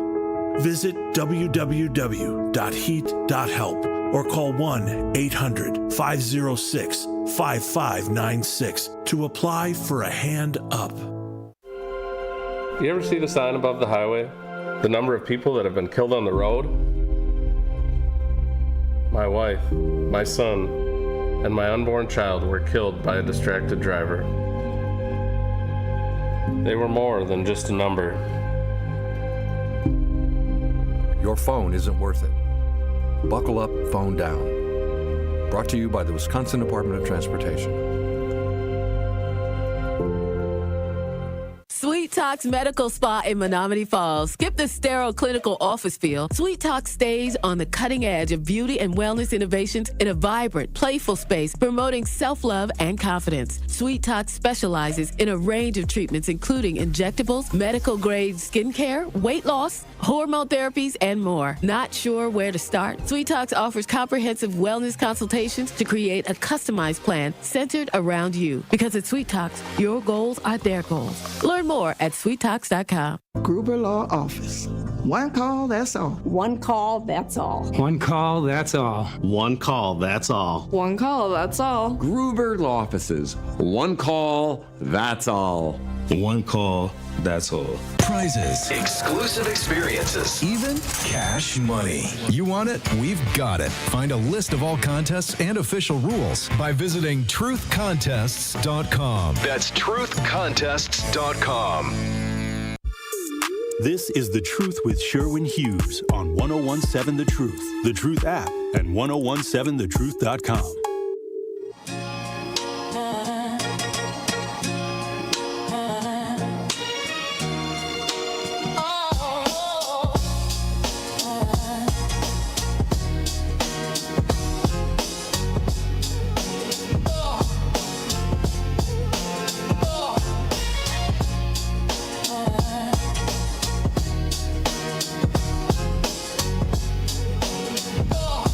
Next weekend, the food truck ordinance goes into effect. I wasn't fully informed on how sweeping this ordinance was, so I got more information about it. Okay, so to give a little background, the city of Milwaukee, and we're not unique in this, other major American cities are also dealing with these teen takeovers or takeovers where groups of people are consuming public spaces and causing a bit of a problem for businesses and commuters because they're, doing donuts with their vehicles in intersections, and they're just generally causing a little bit of chaos. And we've had several of them. Sometimes they're in Milwaukee County Park. Sometimes they pop up at random places. And what they'll do is they will promote a location on social media. A lot of people will gather, and then there'll be fights and all sorts of chaos. There was one at Bayshore Mall, which led to a number of arrests. And so that's a problem because it's not only is it disorderly, but it's frightening people because these get-togethers, these takeovers can be dangerous. So the city of Milwaukee decided to take some kind of action and to tell food trucks that operate downtown that they have to close by 10 p.m. Because the focus was Water Street, that is one of the many different entertainment districts we have in the city of Milwaukee, and takeovers down there are particularly detrimental because there are bar patrons that want to go down to Water Street and maybe watch a game, have some dinner, have a couple of drinks that are very much interfered with and interrupted, oftentimes by young people that aren't even old enough to drink. And the reason why some of those young people are down there, obviously just because they want to be out with a big crowd. Some of them do want to cause a little mayhem and destruction. But while all of this is taking place, it is interfering with the regular course of business for those Water Street business owners. But also there's food trucks there where the young people that can't necessarily go into a bar and drink, well, they can hang out and have some food truck food. They can get a fatty patty burger. They can get a taco. And so the city of Milwaukee says, well, let's close the food trucks. So let's not give the young people that can't drink because they're not old enough to get into a bar, but also don't turn the Water Street area into a restaurant where people who are down there causing some mayhem, chaos, and destruction can just hang out and eat. While it's a simple solution, I understood the intent of what they were doing. So it wasn't just the food trucks on Water Street. It's all of them anywhere downtown, because my counter to that, because I saw some of the commentary on social media, because our local newspapers and radio stations, whatever, were posting the articles on the food truck closures.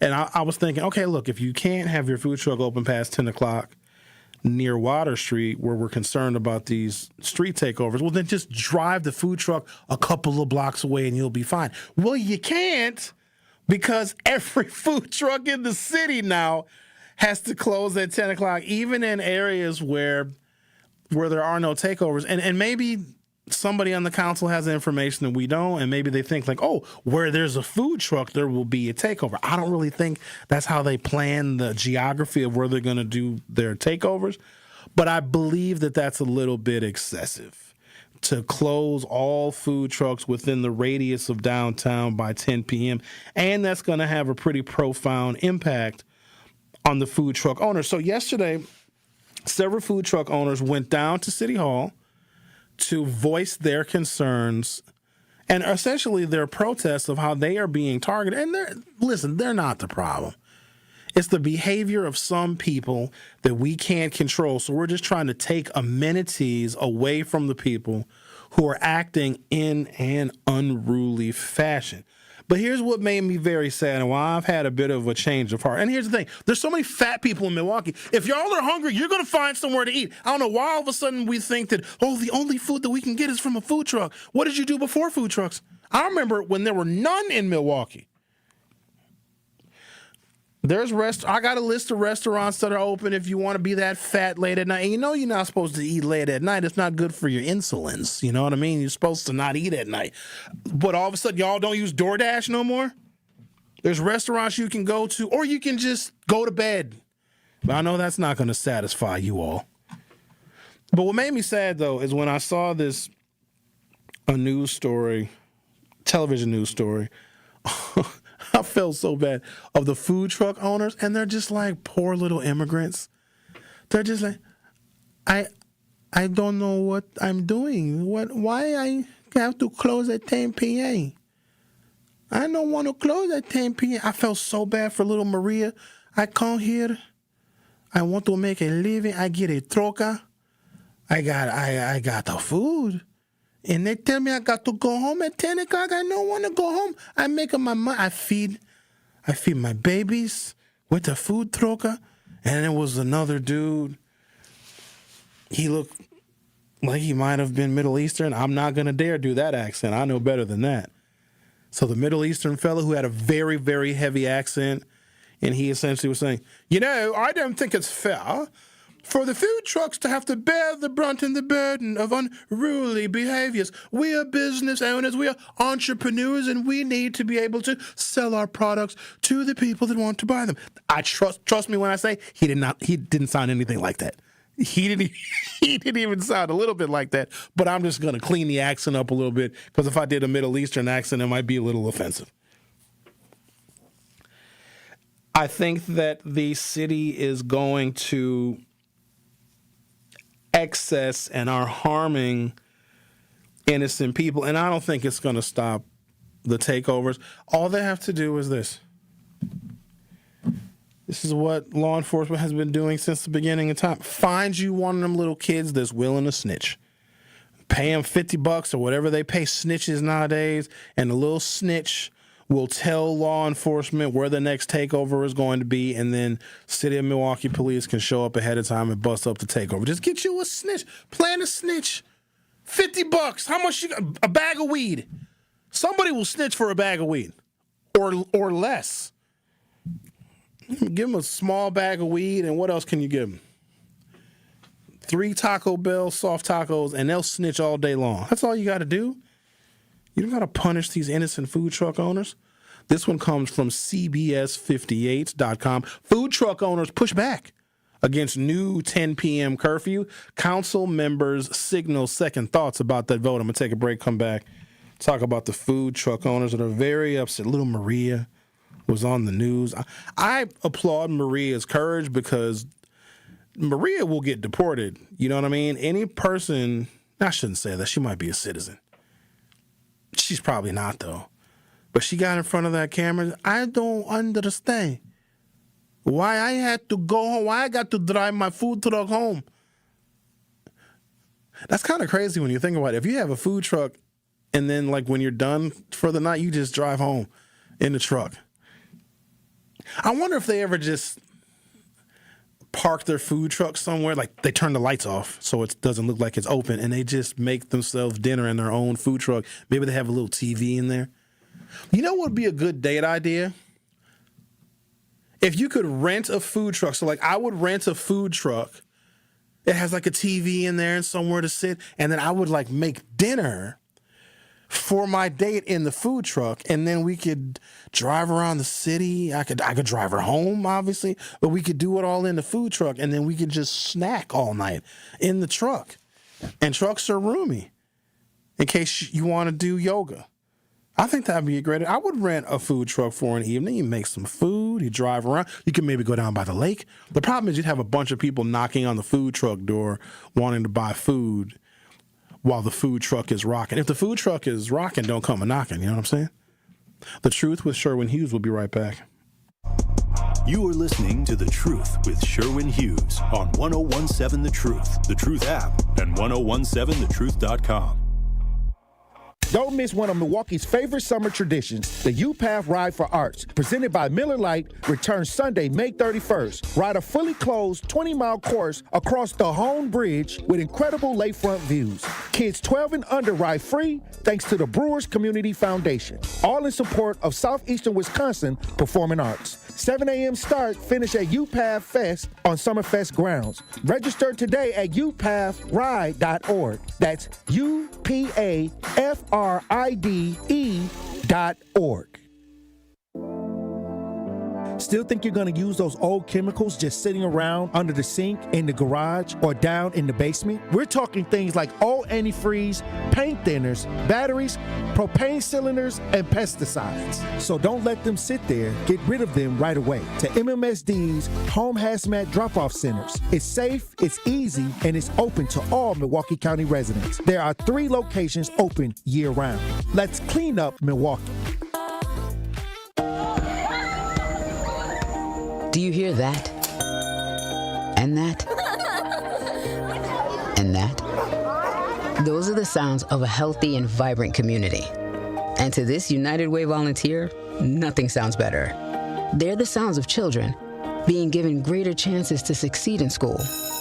The sounds of neighbors receiving the support needed to overcome challenges, both big and small.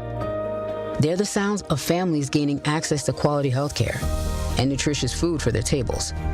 And they're the sounds of members of our community who've benefited from United Way's financial education programs. See, wherever there's a need in our communities, there's a United Way. People working together to respond and growing the good for everyone. United is the way. So join us by getting involved or giving back. Learn more at unitedway.org. 70 million people in the U.S. have learning and thinking differences, like ADHD and dyslexia. Each has their own story. This is ours. At first, I thought it was just a phase. Then schoolwork became a struggle. Emotions got bigger, and my kids started falling behind. I felt alone, like I was lost in the dark trying to find answers. Then I learned about Understood.org, a nonprofit empowering parents and kids like us. It was like we had a light to show us the path ahead. Whenever new challenges came up, their guidance helped us figure out our next step. We still have tough days, but now we have direction. And I have the tools and resources I need to help my child thrive. No matter where you are on the path, Understood can help you keep moving forward. Visit understood.org/yourpath today. This is The Truth with Sherwin Hughes on 1017 The Truth, The Truth app, and 1017thetruth.com. I keep looking for a different day, while the center starts to pull me in. Is it worth it? I'm ignoring what I used to know. A group of food truck owners gathered at City Hall Thursday to fight back against a new ordinance forcing trucks operating downtown to close at 10 p.m. The ordinance passed unanimously earlier this month, but some Common Council members have since indicated they're having second thoughts about their vote. The new restrictions may take effect on the 9th, and food trucks in a defined downtown zone will no longer be allowed to stay open until 1 a.m. as they are now. Food truck owners who came to City Hall yesterday said 70 to 80% of their sales come between the hours of 10 p.m. and 1 a.m. Closing us at 10 means for us closing the business, said Abdallah Ismaili, owner of the Fatty Patty. But either they don't want to say it this way, or they just want to force us to close. Ismaili was among the many operators who tried to get a word in with Alderman Bob Bauman, who represents downtown and sponsored proposed new restrictions. Bauman did not stop to speak with the food truck owners outside of the council's office on Thursday, But he later agreed to discuss the new restrictions with a CBS 58 reporter. Bauman said his main inspiration for the earlier curfew was recommended from the Milwaukee Police Department amid a string of late-night violent incidents on Water Street. At this location, we're told by professional law enforcement personnel at the command staff level that food trucks are a significant cause of the disorder that is taking place on Water Street, Bauman said, especially among underage individuals who can't patronize the bars. I think just law enforcement wants less people downtown, period. It's not the food trucks, but I get it.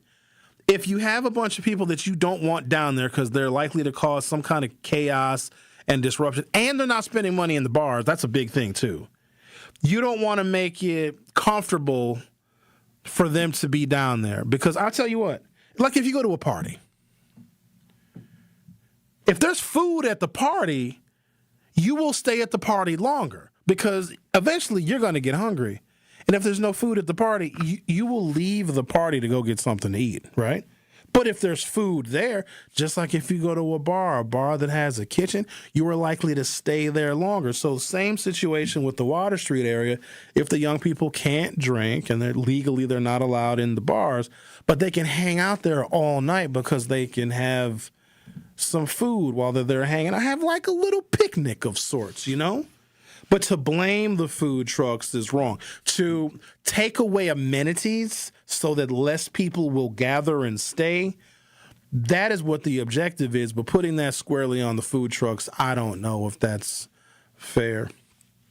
Milwaukee Police Department Chief of Staff Heather Huff testified at the April 10th Public Safety Committee meeting that police did support the proposed restrictions. Police maintain the food trucks are a gathering place for teens, some of whom then end up getting into fights.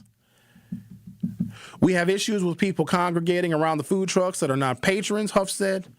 We have individuals in these areas in the age range below 21 years of age who utilize these open spaces and places to congregate, and that has caused us problems in the past. So to just lessen the number of people that are in the area, but that isn't fair to the food truck. So what I suggested, which would probably fall on deaf ears, is you just move the food trucks to a more inconvenient location away from Water Street.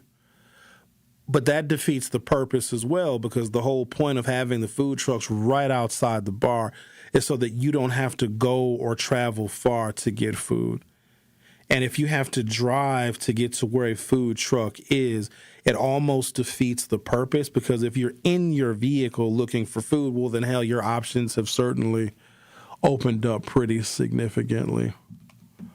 I thought I had a list of places. There's not a lot of restaurants that's open late in the city of Milwaukee. We can't have 24-hour stuff anymore. There used to be all sorts of 24-hour things. Like every so often, you might see a 24-hour McDonald's. But Mount Fisher's isn't 24 hours anymore, is it? X, do you know about Mount Fisher's? I know it's terrible, but I think it's open really late. Oh, I haven't been there in 20 years. It's disgusting. Is it really? It tastes like water. So if you want water waffles or water chicken tenders, you know. The last time I went, they made us pay first. We paid first before we got our food, which I didn't like. All right, I'm going to take a break. Come back. Is our guest here already? It's early. Yeah, she said she's going to hang out. All right, yeah, let her hang out. Let her hang out and get familiar with the... Well, don't get too familiar with the place, because we don't know where we're going to be in a month. But that's... Yeah, she sounds interesting. Maybe I'll go talk to her. Yeah, go keep her company. Sounds good. The Truth with Sherwin Hughes will be right back. You are listening to The Truth with Sherwin Hughes on 1017 The Truth, The Truth app, and 1017thetruth.com. Truth Nation is the best fan base in the country. I won tickets last week on your show to see The Wiz. I just wanted to call and say thank you and say I appreciate you. I appreciate the show. I appreciate the station. That was a core memory that was made last night. The Wiz was an amazing performance. We want you to tap into the talk and text line every show, every day at 833-212-1017. Milwaukee Black Talk, 1017 The Truth. You're a hard worker. Provide for your family and help out in your community. You've been there for so many others. But when life challenges you, when rising costs, unexpected repairs, medical bills, or simply a rough stretch make it hard to keep up on a limited or low income, you're not alone. Your local Wisconsin energy and emergency assistance providers are here for you, working together to keep you safely in your home and your heat and power on. If you're struggling with high utility bills, facing a disconnect notice, or dealing with a furnace emergency and your limited or low income isn't enough, support is available. Visit www.heat.help or call 1-800-506-5596 to apply for a hand up. Life's better with American Family Insurance because we know you love working weekends. If it means working on your dream home, both inside and out. And we're here to help protect those dreams so you can enjoy peace of mind. Save up to 40% when you bundle home and auto. American Family Insurance. Get a quote and find an agent at amfam.com. Products, pricing, and availability vary based on where you purchase insurance and by state. Some exclusions apply. American Family Mutual Insurance Company, SI, and its operating companies, 6000 American Parkway, Madison, Wisconsin. Our children deserve a real chance to make it in life, and a good education is a passport to opportunity. At City Ford Collective, we're working to make sure there's a great Milwaukee school for every Milwaukee family, because more good options lead to better outcomes. And who doesn't want that? Together, we can give every child the foundation they need to thrive, and a stronger future for kids means a stronger future for Milwaukee. To learn more about our mission, visit us at cityfordcollective.org. That's cityfordcollective.org. Good Karma Brands is proud to be an equal opportunity employer, providing equal employment, development, and advancement opportunities to all teammates and applicants. To learn more about careers with us, please send an email to talentacquisition@goodkarmabrands.com. That's talentacquisition@goodkarmabrands.com. This is The Truth with Sherwin Hughes on 1017 The Truth, The Truth app, and 1017thetruth.com.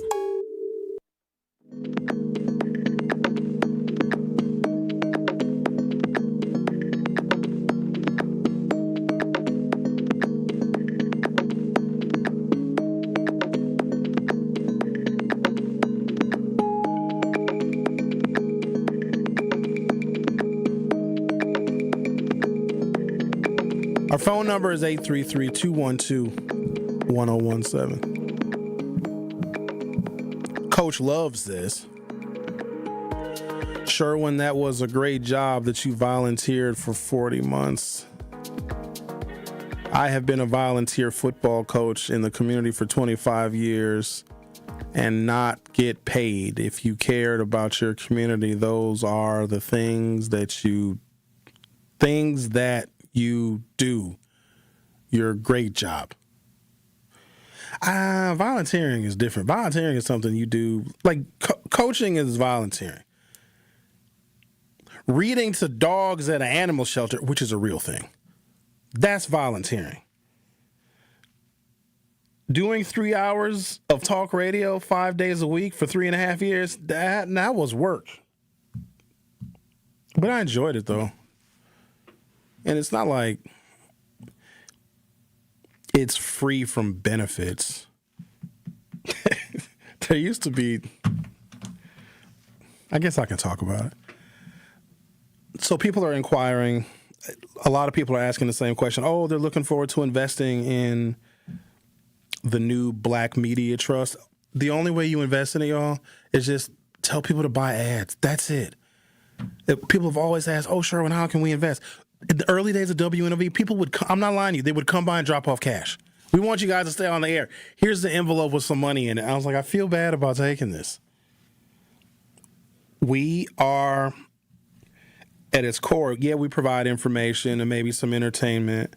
We'll let you ask questions. We'll have candidates on. We'll talk about voting and politics, all that stuff. But the whole thing of why we do what we do is to get an audience that's listening to us, and then that audience gets exposed to businesses that have products they want to sell you, products and services. So yes, our content that we create and we produce is extremely important, but having an audience that can hear about different products that are for sale, this also helps fuel businesses in and around the city of Milwaukee. So that's how it works. I don't know if there's going to be like you can buy shares of the new Black Media Trust. I don't think it'll be anything like that. But again, I have no idea. I don't even know if I'm going to have a job. We got some meetings next week, and I might go into a meeting and then be like, oh, Sherwin, thank you for your service. And what I'm going to do, right? Well, I know what I'm going to do. I'm going to broadcast on Hughes Views 414 on YouTube. In fact, I'd go home right away and do that. But either way, I want to be supportive of what this endeavor is because I think that Black media is worth keeping, preserving, developing, cultivating. You know what I've always wanted for this type of communication to our folks? Like a youth program or interns. We don't get a lot of interns, so I have to wonder where's the next generation come from? There was a period of time, how unfortunate is this? I was the youngest person doing talk radio, Black talk radio in this city. I think maybe just period, because all the other talkers at the time were old. I was in my 30s when I started. And I was wondering, like, who comes after me? And we've had a variety of talent come through 101.7 The Truth. And a lot of them have gone on to do incredible things. This was a great springboard for many a career. And I'm very, very happy that we were able to serve that purpose for so many. But I want this whole, like, generation of young people to be curious and fascinated and interested by the art of communication and delivering information to your community, because everybody benefits from it. It's one of those few endeavors where information that you provide can really help people. Like, oh, Sherwin, I didn't know how I could report a pothole, or oh, Sherwin, I didn't know who my elected official was, or oh, Sherwin, I didn't know that in a primary, an open primary, you can vote for a Democrat or vote for a Republican. Like, all of the information that we share, it helps somebody. Now, some of it might make you worse. I'm not sure. Y'all don't like my dating advice, which I take personally offensive because I think I give the best dating advice. You know who gives good dating advice? X, you give good dating advice. I wouldn't necessarily take it because I think your age demographic responds differently than my age demographic. My age demographic doesn't necessarily require the same level of effort. I got great advice. I think, you're looking for the new generation, maybe I'll be one of those people. Okay, maybe. But as far as dating advice goes, all a young girl can do for me is show me her mama. You know what I mean? Like, I don't need... What does that mean? She's too young. I can't have nothing that's too young now. You got to have some life experience now. I could have swore a month ago you were talking about your wife is like going to be 24 years old. I said that? Yeah. I might have said at one point in time in her life she was 24. Oh, okay. 24 is too young. I can't take somebody serious who's 24. What's the cutoff age for you? Cut off of what? Depends on what we're doing. What are we doing? Like, you're dating. You're looking for a serious relationship. I'm sure there are some people that would like to know. It depends on her maturity. There's some women who are well beyond their chronological age in understanding of life in the world, so you always can make an exception. There are also women who are in their 50s or their 60s that act like kids. That's disappointing. You almost feel bad, though, for like the 30-year-old who's the old soul who comes across like a 65-year-old because, she's lived a lot of life, which isn't always fair. But then there's the 55 to 60-year-old. I'm talking about somebody who's damn near getting Social Security that acts like a damn kid. Like, why are you acting like that, Grandma? You meet a lot of people like that? Yes. Oh, my God. Yeah. In the dating circuit? I'm not in the dating circuit. I just am a man about town. I just know people. You know what I mean? Oh, I guess. I'm not out here trying to... How I look out here being thirsty. I'm not on none of the dating apps. I don't do all that mess. It's not. You don't have to be on the dating apps to be thirsty. You could be looking for your Soulmate. I don't look for nothing. I let it find me. I think it has. Whatever. I just live my life. Whatever comes my way, right? Either I swing at the pitch or or I let it go into the catcher's mitt. I ain't swinging at every pitch. I swing. Let me put it this way. Clarissa's going to think she's walking into a mess. She's walking into a good time. If I can't hit the pitch, I ain't swinging. Let me give you another analogy. If I rev my engine and she don't get in, I keep driving. If you're trying to be Barry Bonds. If I'm laying something down and she don't pick it up, I keep strolling. It's very, very simple. I don't waste nobody's time. You ain't got to chase. Just do your thing. Be you. Focus on yourself. Try to become a little bit better of a person every single day. And then what'll happen is energy will come your way. That's all I can say to people. I hope nobody disagrees with that dating advice because y'all, Sherwin, you gave the weird dating advice. That was good advice. Exactly. I'm here to validate you. Either they understand or they don't. And some people do understand you, some people don't. You pick up on the vibes because chemistry is very important. So with the lady they called the Renee lady, I don't know. Why not? She sounded so nice. Yeah, I don't know. I don't think that's a good idea. Something gave me a second thought. Something was like, nah, Sherwin, don't do that. Now, what if she's smoking? Yeah, I'm sure she is. I wouldn't doubt. I guarantee she's beautiful in her own right. 100% she is. I know it. But beauty, first of all, beauty is not everything. We know that. Oh. Come on now. We all know. Ladies, I know you can speak to this one. Really attractive man, but ain't worth a damn thing. Just trifling, no good, but he's handsome. That's almost worse because then those good looks are wasted on somebody.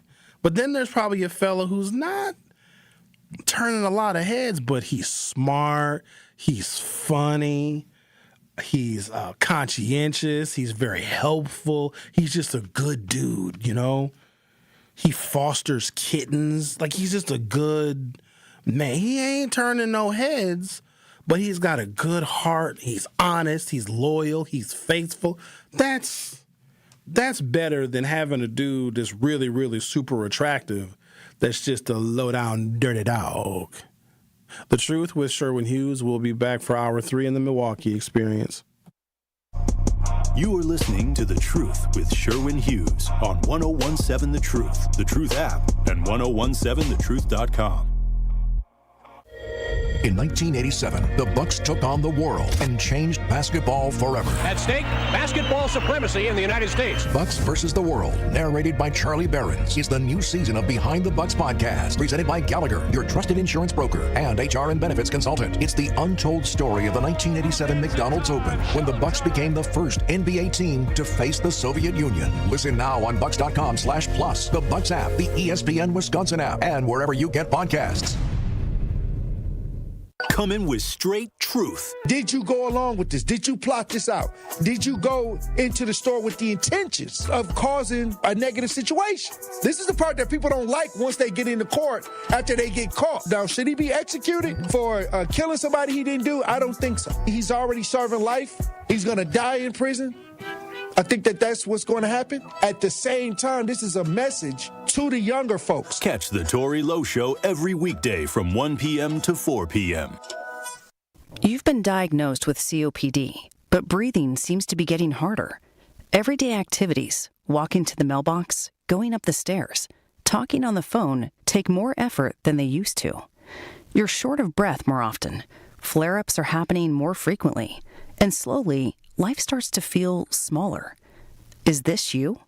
If your COPD symptoms are getting worse, there may be options that can help you breathe easier and get back to doing more of what matters to you. That could mean walking further, spending more time with family and friends, feeling more confident leaving the house, and getting back to the life you want to live. If your COPD is changing, it's time to have a conversation with your doctor. Visit the COPD Foundation website at isthisyoucopd.org to learn the signs of severe and worsening COPD and the right questions to ask next. Take action today. Breathe better tomorrow. When I was diagnosed with Hodgkin lymphoma, I had so many questions. I didn't even know that it was cancer. Now I do. It is cancer. Blood cancer. It's actually one of more than 100 different types, and they're all treated differently. Now, unlike some other forms of cancer, usually there's no tumor. You can't screen for it to prevent it, and the symptoms can look like other things, so it could be hard to diagnose. I had a fever for weeks. I was so tired all the time. I didn't feel like eating or doing anything else for that matter. And I know that this can feel scary. But if you know what to look out for, you'll know what to tell your doctor. And you'll feel more empowered to take the next steps. Like getting in touch with the people who know the ins and outs and can help with everything blood cancer related. Blood Cancer United. They work one-on-one with each person who reaches out to answer questions and offer resources. Blood Cancer United was there for me, and they can be there for you. Go to bloodcancerunited.org to learn more. Join the movement. Listen to the Tori Lowe Show on 101.7 FM, 1510 AM WGKB Waukesha and W269DL Milwaukee, the locally owned Good Karma brand station.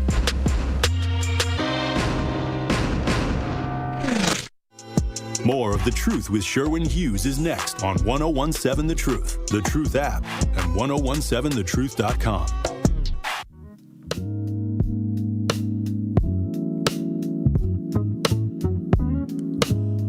Welcome to Hour 3 of The Truth with Sherwin Hughes. And every Friday at 11 o'clock, we offer you the Milwaukee Experience, where we talk about all of the wonderful and the fun things going on in this city, restaurants and lounges and different entertainment venues. And most of you know that this is Kentucky Derby weekend. It's where you get too drunk drinking mint juleps and you wear very big fancy hats and the ladies wear nice dresses, etc., etc. And on Derby weekend, there's a number of things going on. There's an event taking place at Shaker's Cigar Bar in Walker's Point, and they're going to have a featured artist performing at Shaker's Cigar Bar. And I'm very happy to have the sassy soul singer Clarissa in studio. Welcome to the program, Clarissa. How are you? I'm good. How are you? I'm doing wonderful. So let me just share with you how I found out about you and your music. So one of my friends went to one of your shows and recorded a little bit of it and uploaded it to social media. And I was like, wait a minute. I was blown away by your vocals. And then I went to the website and I checked out your social medias and I was like, I want to go and see Clarissa perform. And then I saw you were performing at Shaker's. And it was perfect because it was on Valentine's Day.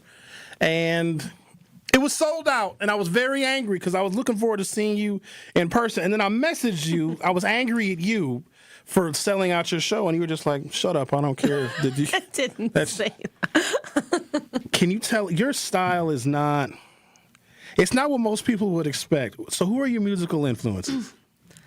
I have a lot. I have a lot of artists that I've grown up listening to, from Erykah Badu, Aretha Franklin, Lauryn Hill, you name it. Like, I've been listening to great soul music all my life, It's definitely,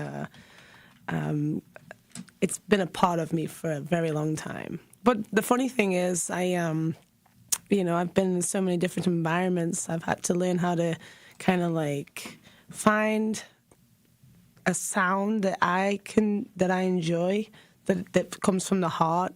And also, there's always a lot of different kind of people in the audience. So I kind of do a lot of fusion music too. So let's say, for example, I can take an old school rock song, but make it sound really jazzy and cool, and have a lot of fun with it. And that switches it up a little bit for me. Being versatile is very important. So when someone comes to see you perform, when you're hosting a show, what should they expect to see when they come to one of your shows? I think that my goal is to surprise people.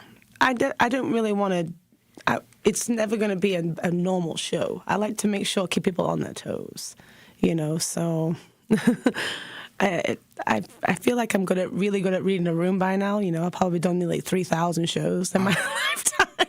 I'm surprised I still have a voice. I have lost it at points, but apparently I'm very resilient. But yeah, I love what I do, and I love seeing other people enjoy that time too. And it certainly shows while you're performing. It shows in your art. Can you give people just a few examples of the many places you have performed? So you're not just performing, in southeastern Wisconsin and Milwaukee. You have been not just across the country, but even across the world.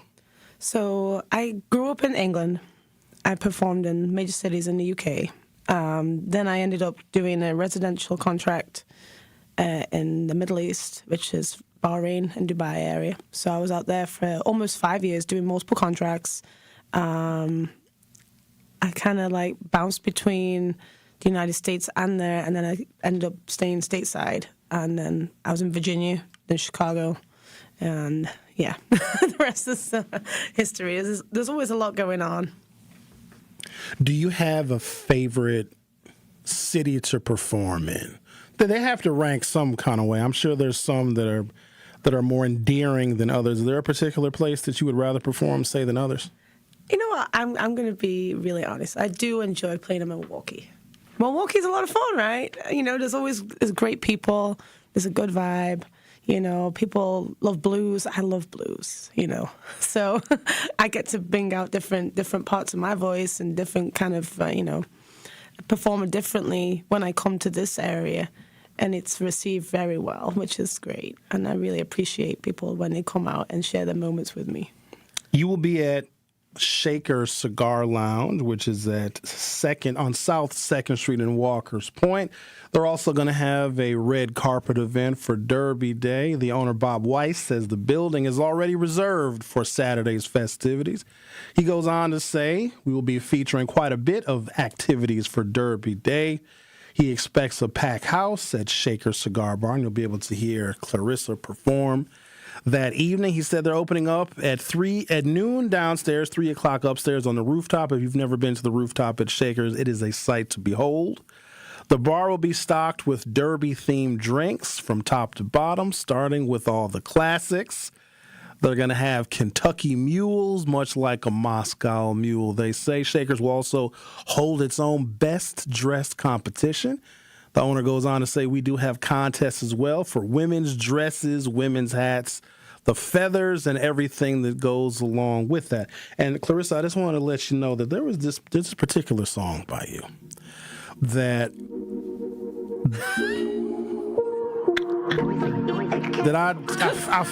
Why?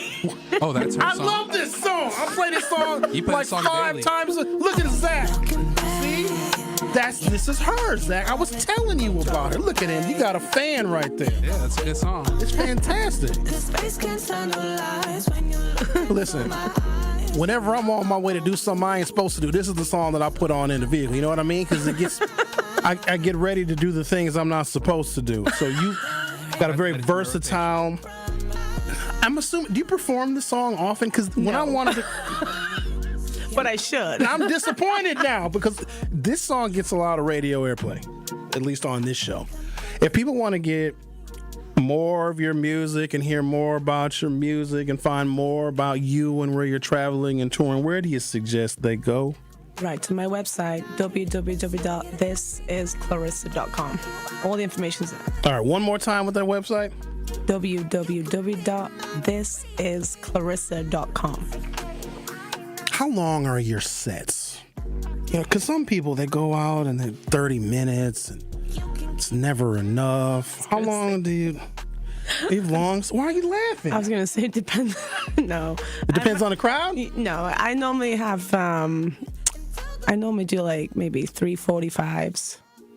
Oh, that's a long show. That's good. Yeah, I normally do up to 3 hours because there's a lot we got to get through. You do have a pretty big music catalog. Would you say you have a big music catalog? How long have you been making music? You know what? I actually only started really putting my foot to the pedal regards making original music probably 2 years ago. I was like, I do all these shows. I've traveled all this way. Why don't I have a catalog of my own original music? Mm-hmm. I'm just selling myself short at this point. And so I found a really dope engineer. He's based out of Chicago. We typically meet like once a week or bi-weekly, and we just knock out music. You also are a very accomplished pianist. I was doing a little research, and I saw you were performing on, looked like a television show, and you were just going insane on the piano. I'm assuming you've been playing the piano probably most, if not all, of your life, right? You had to have been. That's, you know what? I ended up adding the piano right after COVID. So this is all very recent for you. Pretty recent regards keys, because I played with other musicians who would typically carry the music for me. But I having that experience where I was working with a lot of different international musicians, I developed a really good ear. And I played brief keys, but I didn't really build that confidence until I was stuck at home during COVID. I'm like, right, this is a really great time to let's learn the piano. Figure my piano out and add it into my show, And it's not perfect, but I didn't want any of my shows to be perfect. I want them to be. I want them to be more emotional. I want them to be more like spontaneous. I want to have a good time. I want to, again, surprise people in a good way, Where do you find your inspiration? Do you just maybe life experience? I know where you were inspired when you wrote Freaky Night. I know. That inspiration is obvious. It's a great song. We love the song very much. But where else do you find inspiration in your songwriting? I guess, being traveling pretty much alone, you get a lot of thinking time on the road. You get a lot of thinking time when you're moving around and stuff. And, there's been a lot of life experiences that I've gone through which have helped me to write certain things. And I want to try and use that as my fuel. I don't want to be sad about things. I want to use it to... That music's my outlet. So if I unfortunately, I feel like a lot of creatives have been through stuff. I'm not saying everybody else hasn't, but we're good at channeling that energy into making something beautiful out of it, or something people can relate to and understand, and hopefully it can help somebody else get through something similar they might be going through. Especially my sadder songs, I read a lot of them. Well, that's all right. I think that does help people when they're going through a tough time to hear an artist that can put feelings and emotions to music, melodies, and harmonies. Mm-hmm. It does a tremendous service for people. You will be at the Shaker Cigar Bar tomorrow night for a Kentucky Derby themed evening of festivities, 422 South 2nd Street. Clarissa, the sassy soul singer. How much time you got? Because I'm about to give away $5,000. You want to stick around while we make somebody almost kind of rich? That would be great, yeah. All right. So we're going to take a break, come back. Listen to me, y'all. You got to answer the phone. If you don't answer the phone, we're going to go to the next person. I've been telling y'all this all week, that we're going to call somebody, and then if you answer the phone, you're going to win the $5,000. If you do not answer the phone and you decide you want to call back later, I'm going to answer your call, but I'm going to tell you that you didn't win the $5,000. So coming up next, we're going to be giving away $5,000 courtesy of the award-winning 1017 The Truth and Gruber Law Offices. Let me give you the phone number, which you should already have. You should get this number tattooed on your thigh. 833 212-1017, 833-212-1017. Coming up next, we're giving away $5,000. X, are you ready with all this? Because you got to do some stuff in there. You got everything you need? Yeah, I got my support system ready. Okay. Do you have the people we're going to call? You got the phone numbers? You don't have the people. We'll be good to go. All right, then. The Truth with Sherwin Hughes. We'll be right back. Don't touch that dial. The Truth with Sherwin Hughes will be right back on 1017 The Truth, The Truth app, and 1017thetruth.com. Brew Crew Tuesdays are back on May 12th. Curio sends it deep to left, and there she goes. Catch the Brewers on local TV as they play the San Diego Padres. And Yelich launches one deep right center field. Forget about it. Oh, my goodness. Third deck. Brew Crew Tuesdays are presented by Construction Business Group. Tune in May 12th at 6:40 on Fox 6 in Milwaukee, or check your local listings to watch the game. You're a hard worker. Provide for your family and help out in your community. You've been there for so many others. But when life challenges you, when rising costs, unexpected repairs, medical bills, or simply a rough stretch make it hard to keep up on a limited or low income. You're not alone. Your local Wisconsin energy and emergency assistance providers are here for you, working together to keep you safely in your home and your heat and power on. If you're struggling with high utility bills, facing a disconnect notice, or dealing with a furnace emergency and your limited or low income isn't enough, support is available. Visit www.heat.help or call 1-800-506-5596 to apply for a hand up. Tacos and Tequila Festival, Saturday, May 30th at Franklin Field, featuring live performances by Shaggy, Rick Ross, Genuine,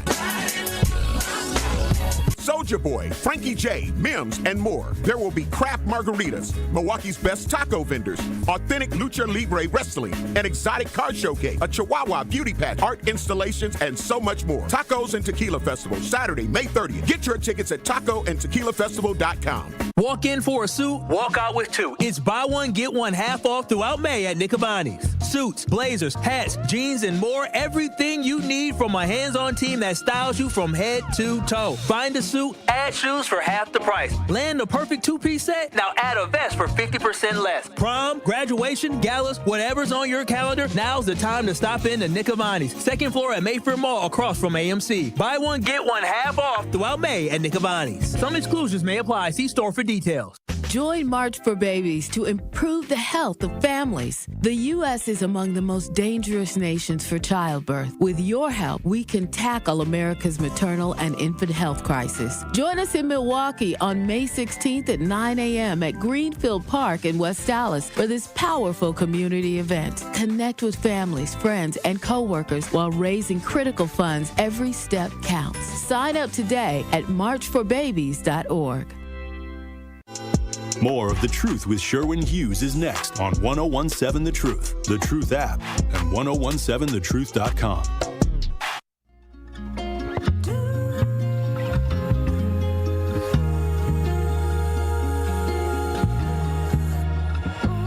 All right, so we're getting ready to call a person, right? I can't say the person's name, not yet. But I know who we're going to call, and if this person doesn't answer the phone, then they're not going to win the money. So can we broadcast the phone call? Do we have them? Yeah, we're going to broadcast it right now. Okay. Ready? You ready for the music? I'm ready for it. They better be excited.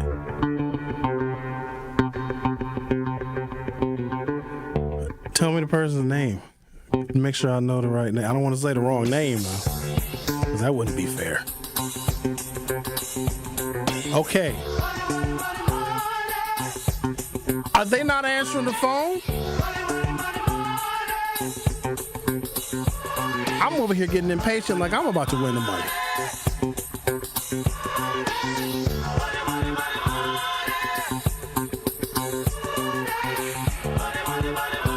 How many radio people does it take?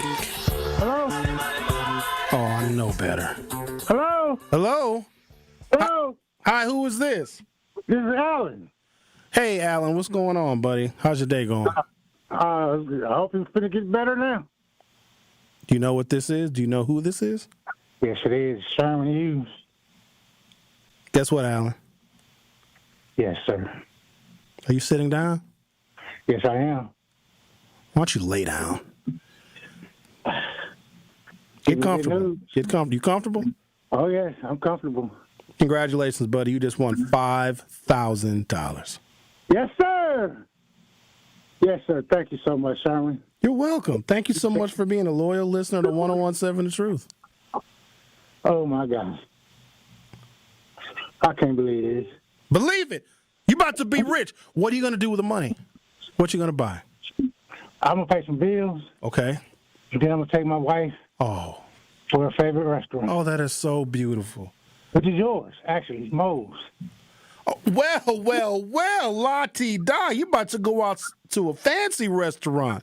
You are going to win. Listen, when you go to Moe's, you make sure you tell them that you won $5,000 on 1017 The Truth and that you won it on my show because I want a free steak out of this too. So you make sure you tell them who sent you. We're so happy for you and your wife and enjoy the money, and we couldn't be happier to give it to someone like you. Thank you so much. Thank you so much. All right, now we're probably going to have to get you information and got to figure out a time when we're going to give you the money. Oh, we already got the information, so we just going to send you a check or have a Brinks truck come by, maybe. I don't know. Okay. Oh, I appreciate it. Thank you so much. Are you at work or are you at home? What are you doing right now? I was working. I'm on break now. I know. Listen, go back to work because a lot of times people win money and they go tell their boss to kiss off. $5,000 is not going to last you forever, so please make sure you go back to work. I am. Got to catch my breath first. All right. Don't have a heart attack. That's why I told you to lay down. All right. Thank you so much. You're welcome. Have a great weekend, and you're going to be rich soon. Going to give you your money. All right, then. Thank you. Thank you. All right, Alan. Bye. Bye-bye. I don't know why I expect people to get even happier and yell and scream. And that was all right. I guess he was somewhat excited. Because you all know I have a pet peeve. When we give you $5,000 and then people don't get overwhelmingly excited, I feel like giving the money to somebody else. Like, I damn near want to hear a heart attack. He didn't scream? Oh, I guess he didn't scream. He didn't seem... He was just in shock. He also might work in a library, too, where you probably can't. Well, he's on break, you know. He's in the break room, so they probably won't hear him if he yelled anyway. Well, I'm glad he answered the phone because I was ready to call somebody else. Yeah, it was a one take. Well, good for him. So now what do? We start all over again and start... Well, I don't know, though. I don't know if the goober thing continues. I think that's... I'm not going to speak too much on it. All right. Clarissa, what would you do with $5,000? Somebody just gave you 5 G's. What would you do with it? Would you invest it in your recording career? Would you go on vacation? What would you do with it? Oh, I need a vacation. Just a little vacation. Well, you've been all over the world. I know, but I don't know. It's different when you're working. I don't know how to stop. No, that's good. You keep putting in work and it'll pay off. It's already paying off for you. Yeah, I'd probably just go on like a little, take a few days, go on a little cruise somewhere, something. Yeah, what is an ideal vacation for you? Are you a beach person? Are you like a nightlife person? Fancy restaurants and whatnot? I probably want to go somewhere like the Virgin Islands. I like the beach. Okay. I haven't been there yet. I've been a few places, but I really need some tropical sun now. Right now. Yeah, it has been a long winter. What is the most exotic place you've ever been, whether you were visiting or performing, a place where you were just stunned by its beauty? Oh, wow. Oh, okay. So I actually got stuck in Oman once. Okay. Middle Eastern country. Yeah, Muscat. I got told off for wearing shorts because it was a little bit more conservative. Oh, yeah, you can't dress like that over there. They don't. In the part that I was, I didn't realize, but I figured it out. You know, you Brits are always breaking rules. You know, so do you... I'm assuming maybe I shouldn't talk about your citizenship. That might not be a smart thing to talk about nowadays. Oh my God. But your king was just here. Is he still your king? Is Charles your king, or do you not know? No? Oh, okay. I mean, you know, it's... I don't live over there anymore. I didn't really pay too much attention. All right. I just avoid. I like and I know that as an artist and a singer, songwriter, someone who performs for very diverse audiences all over the world, folks like you are not supposed to discuss politics because you may turn some members of your audience off, and you don't want to do that. Oh, gosh. But I'm not going to ask you about it, but this is, for the most part, a political talk show. I'm just going to say that I like and agree with your political stances, and just know that you are speaking to an audience who also 100% agrees with your political stances. So I just want to make that known. Thank God. And Clarissa's going to be at the Shaker Cigar Bar. Don't get your hopes up, because it's probably going to be sold out. I'm still very angry. Messed up my whole Valentine's Day, because this is what I was hoping. I was hoping that I'd be able to go to the show. She would perform Freaky Night. And then by her performing that song, it would have made my evening a lot easier. But none of that, when I say none of that happened, none of it happened. Instead, went home early. I didn't have a freaky night. Oh, that sucks. And I spent a lot of money too. And I just went home. I think I went home and watched television on Valentine's Day. Depressing. Very much so. Boo. Who is this on line one? Deetris. All right, let's talk to Deetris. Yeah. Hi. Hello. Hey, Deetris. Hey, Sherwin, I called because I got to brag. That was my husband that won that money. This is Beatrice that's always winning. That's fine. Congratulations, you won him. You're happier than your husband. Yeah, but remember, you asked me years ago if I win what I was going to do. I said, pay bills and take my husband to Moe's. And you said you want to go. And I said, if I win, I'll take you. But I didn't win. And he won. Look at God. Look at that. He's good all the time. I just have to call and brag. I'm so happy it took that many years. Yay! And I'm very happy for you. And here's the thing. I'm glad that you were listening, because imagine if you weren't listening and he would have won the money and didn't tell you. He said, oh, baby, let's just go to Moe's. But then he didn't tell you he won the $5,000. Now you heard that he won the $5,000. So now you need to monitor that money. Don't let him buy no strippers and cocaine with the money. No, he's going to take care of me. He's taking me out to eat and other things too, honey. Sounds like you're about to have a freaky night. Yep. Well, congratulations. I'm very happy for you. All right. Thank you. You have a good day, too. You too.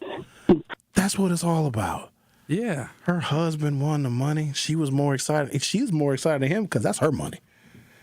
He just happened to be the person that answered the phone, but she's going to collect that money. It's a feel-good Friday. It is. Got Clarissa in the studio. She's performing at the Shaker Cigar Bar, probably sold out. I tried to go on Valentine's Day, couldn't go. I got mad at her. I got too much stuff I got to do this weekend. Oh. And plus, here's the thing with me. Not to sound bougie. I'm not a regular person that just goes and buys tickets. Sherwin, we have a section for you. We have a VIP table for you. But I wanted to go see your show so bad, I was like, I'll be a commoner. I'll buy a ticket like a normal person. It felt, ugh. You had the ick. It gave me the ick being normal, but I wanted to see you perform, and I listen to your music. I'm a fan, actually. I'm too proud to ask for an autograph. Yeah, you do play that song damn near every day. Well, I want people to hear it. And everybody asks me, oh, Sherwin, who was that? And I tell them very proudly. It's Clarissa, the sassy UK soul singer. All right, let's take a break. Are you hanging out with us? Oh, no, you got to go. You probably got to do sassy soul singer things. I do. Well, thank you for coming and chatting with us. And thank you. Good luck at Shakers and all throughout all the performances that you have. Give folks the website one more time if they want to find out your schedule. The website is www.thisisclarissa.com. You're listening to The Truth with Sherwin Hughes on 101.7 FM. Don't go anywhere. I'll be right back. You are listening to The Truth with Sherwin Hughes on 101.7 The Truth app, and 1017thetruth.com.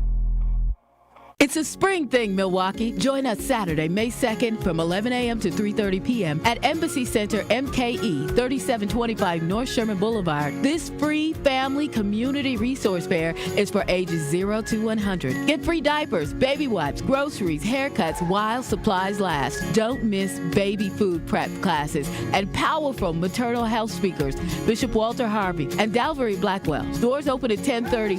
Come early. It's a spring thing. Don't miss it. I'm Sherwin Hughes, and I know the power of Stars and Stripes Honor Flight firsthand. As someone who's been on an honor flight, I can tell you it's a day you'll never forget. Stars and Stripes Honor Flight gives our oldest veterans who served in any location in June of 1975 or earlier a free one-day trip to Washington, D.C. for veterans. Airfare, meals, a coach bus tour, and special flight apparel are all included. It's a day of honor, gratitude, and camaraderie. Veterans who served in the Vietnam or Korean War go to flysshf.org and ask for an application. Tap into the best power hour in radio in Milwaukee. So altogether, you're looking at $1,780 for your mortgage and for your property taxes in a year. And that's before you have to deal with, obviously, your water bill and electric bill. That's a steep price that people have to pay. And based off those numbers I just ran, to afford a home like that, you got to make $65,000 a year. But the problem is, here in Milwaukee, the median household income is only $54,234. That's out of whack. So again, I am all about affordability. I'm all about people getting homes. But what we have to understand is that until homes are more affordable, you can have a supply and demand problem. But the problem that we have here in the city of Milwaukee is that these prices, when people are listing these houses, they're listing them for prices that people really can't afford. And even if you do get the house and you're paying that, you're living paycheck to paycheck. Home ownership is not about living paycheck to paycheck. Home ownership is about finding something that fits within your budget and building equity for the future. Catch Truth to Power with Kyle Wallace every weekday from noon to 1 p.m. on 101.7 The Truth and The Truth app. You served behind the desk. You served in combat. You did 4 years and got out. You were drafted. You gave 20 years. You gave exactly what your country needed. And so did you. When you raised your hand and swore an oath to your country, when you put your name on a dotted line, you became part of only 1% of Americans who did the same. You are a veteran. You are a veteran. You are a veteran. Because no matter when, where, or how you served, you made a sacrifice for your country, and you deserve support. If you're struggling with life after service, don't wait. Reach out. Reach out to a loved one, to a fellow veteran, to VA. Find resources at va.gov/reach. Brought to you by the United States Department of Veterans Affairs and the Ad Council. More of The Truth with Sherwin Hughes is next on 101.7 The Truth, The Truth app, and 101.7thetruth.com.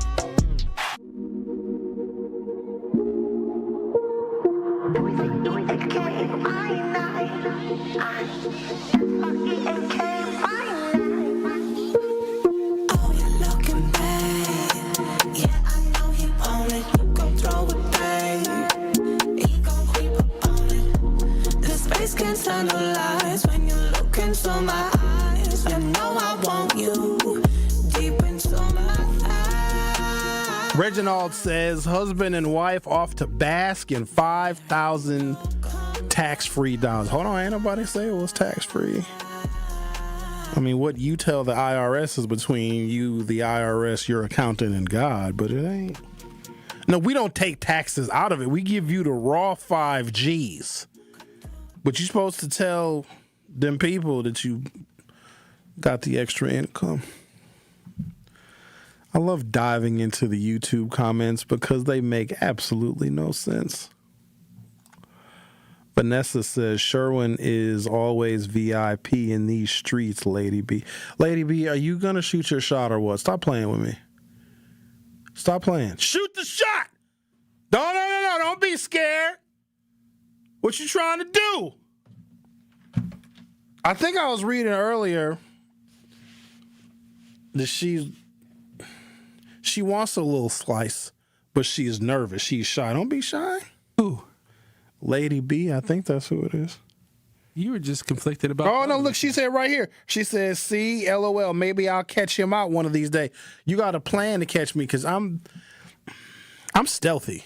You know what I mean? I don't really let people know where I'm at because I go to the same couple of few places. Here's the thing about Milwaukee. It's not a big city by any stretch, but it's really easy to hide. It's little spots and little nooks, little crannies. It's so many neighborhoods. Each neighborhood has its own set of offerings, its own personality, and you can just disappear in these Milwaukee neighborhoods, and that's what I do. I like to keep so low profile, you know what I mean? I love y'all. I love running into y'all. Every time I see somebody and they recognize me, I'll do my level best to chat with you, time permitting, of course, but sometimes I just want to be out doing hood rat stuff, you know? But no, I appreciate when I see y'all. But imagine the person that I run into that I may have offended, saying whatever I say during whatever segment it was. And here's the thing. Some of you remember segments that I don't have any recollection of because when you do this much talking, it is really hard to remember very specific segments. That's not to say that I don't remember some of them, but the way they may hit some of you, impacts you differently. Like, they're very memorable for some of you, because I'll have a person come up to me, sure, remember what you said on January 13th, 2024? It is about 11:19 p.m. when you were talking about Trump. And that's what you want to talk about. That one thing I said, or that one segment that angered you, that moved you. Maybe it was a great segment and you loved it very much, but I don't necessarily remember it. And also, please forgive me with this next thing that I'm going to say. Hey, Sherwin, good to see you again. Hey, good to see you again, too. I don't remember where the hell I saw you. And I don't want to embarrass you. But, oh, Sherwin, I was in the Juneteenth crowd. Remember me? I waved to you from 13 rows back. What do you mean you don't remember me? I'm sorry, I don't remember you. Now, depending upon where you see me, what time of day or night it may be, don't count on my memory. Just don't. But I just do appreciate seeing you folks. But that's why I don't really tell y'all where I go. Not that I don't want you there. It's just, it's not you all, it's your cousins. Because it's your cousins that act a fool and are disrespectful, and your cousins don't tip. Not you all. You all are great. But your little niece, her, when she goes out with her friends, that's what we want to prevent. Miles said Renee is listening. I'm going to leave Renee alone. I can't do it. Why not? I can't do it. She's probably super awesome, super cute. Then you call her then. Oh, I think there's about a 20-year age gap. We don't even know how old she is. We have no clue. We never asked her. Oh, yeah, that's true. I know this much because I basically just know her first name, right? From what I know of her, which is not very much, there's no social media presence. None. I don't, there's something about that. You scared of that? Yes. I would be like, oh, that's a diamond in the rough. You got to have some kind of presence. You got to have some kind of a digital footprint, a little bit of one. I need to see what you do, what's going on with you. Do you have any accomplishments? There's got to be something somewhere. Everybody has a little something. She ain't got nothing. You don't even know her last name. I think I do, because remember when she calls, her last name comes up on the caller ID. Yeah, but that could just be an alias. Renee, what's your Instagram? Here, Renee, don't call. I'm over here using a whole broadcast platform to talk to one person. Renee, text me, and I'll see the text, Renee, then I'll delete it so my colleagues don't see it, because I can see Dr. Ken hating. Well, I think I'm going to text her, too. No, you're not, Ken. Oh, yeah. Get those digits. What's your Instagram, Renee? I should have asked her for her Instagram when I had her on the phone. You know, hey, she can just call in and then she can give it to me, and then I'll write it down and hand her you have her number. Just a simple text. Hey, what's your Instagram, Renee? I think I probably will do that. I should text her right now and ask her what it is. Yeah. 'Cause that's what a lot of young people do. Like, y'all don't really ask for phone numbers anymore. You're like, hey, can I get your Instagram? Can I get your Snap? No. I've seen a lot of the young, they don't ask for phone numbers necessarily. Well, they do a lot of Snap, but I get a lot of numbers. The Snap, that's What you mean you get a lot of numbers? You out here like that, Xavier? Well, I'm just saying, when you talk to people, you exchange numbers. I never do the Instagram. You do the Instagram, that's like the friend zone, Snap, that's more, that's secondary to the number, Snap is where freaky things happen. Yes, I know. I don't need all the freaky things. Unless we're involved, because if she's sending me the freaky things, then she's sending other people freaky things too. I'm not worried about that. I know you ain't worried about it. I've got to be concerned about reputation. I cannot involve myself with a woman that is known to be in the streets, because then people are going to look at me like, oh, look who Sherwin with. You ain't got Sherwin with so-and-so. Yeah, but because I like to go do stuff. And I got to be real careful who I'm seen with, because I've been caught slipping before. Sure, when you got to have ones you take out, ones you invite to your house. Why are you telling me? I know that. I'm just saying. But some, they'll say, Sherwin, how come you don't never take me nowhere? How come you don't never take me out the house? Shh. Well, there's a reason. And then what I do, I was like, all right, fine. Sometimes you got to be honest with the people. Like, we don't have that kind of relationship. No, you cannot be honest. Oh my goodness, Sherwin, you need to talk to me. No, I do not. Let me tell you how it went down. Sherwin, how come you don't ever take me nowhere? I want to go places. I'm like, damn it. I knew this day would come. You see the voice you're making? Yeah, that's how she sounded. That means she probably looks that way. But hold on. No, she was special. You understand me? Yeah, she was special, special like the world didn't need to see. And so I was like, fine, let's go to blank restaurant. A nice restaurant? No, it wasn't. I'm saying blank because I'm not revealing the name. And so I was like, all right, cool, we'll go to whatever. I was like, ain't nobody gonna be there. No one's gonna be there. We'll get a table way in the back. So I get to, we were gonna meet. It wasn't that day. It was another day we were gonna agree to meet at this restaurant. I picked the time because I knew that it would be empty.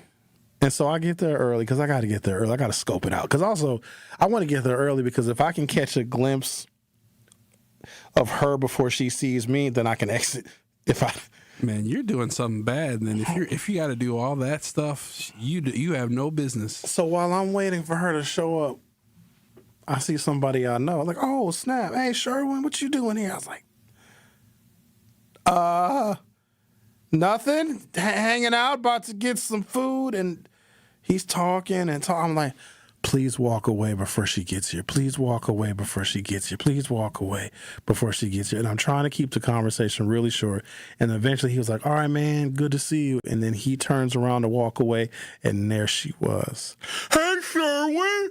Hey, this place is nice. Well, you give her a hug like she's a good friend. Oh, hey, how you doing? And you give her a hug and they'd never know. Then he looked at me like, with only the look of pure, unadulterated disappointment. And then he was like, okay, I'll leave y'all to it. Next thing I know, the server comes over like, oh, hi, so-and-so wanted to buy the two of you a drink. And he did that to kind of rub it in my face. I was in a bad mood for the rest of the time we were having lunch. She didn't cheer you up after? Nah, I was like, I got caught slipping. That's all I could. You can't ever get any privacy anymore. You know what it is? It's because of this damn YouTube. Before radio turned into digital television, people wouldn't know. If you're not on social media, if you don't follow me on social media, you would not even know what I look like, but you know my voice. I've been recognized by my voice before. I remember I went to Whole Foods in Wauwatosa, and a white cashier dude was like, Sherwin Hughes? Dude, I listen to you all the freaking time, dude. I was like, wow. Really moving up in the world. When it's like a 25-year-old white kid at the Wauwatosa Whole Foods. That's very random. Yeah, it was. But that's weird to get recognized by your voice. But now people recognize my face. I was at the Metro Market earlier this week, and it was a lady just sitting in her car, yelling out the window, hey, Sherwin, hey, I'm a fan. I watched the show. I was like, oh, all right. So you never know when somebody is going to recognize you, and I got to be real careful of what I do and where I go, because it's when you don't expect to see someone is when you get caught slipping. That's why I'm behind the camera. Bill says, I love your voice imitation of Dr. Ken. I think it's spot on.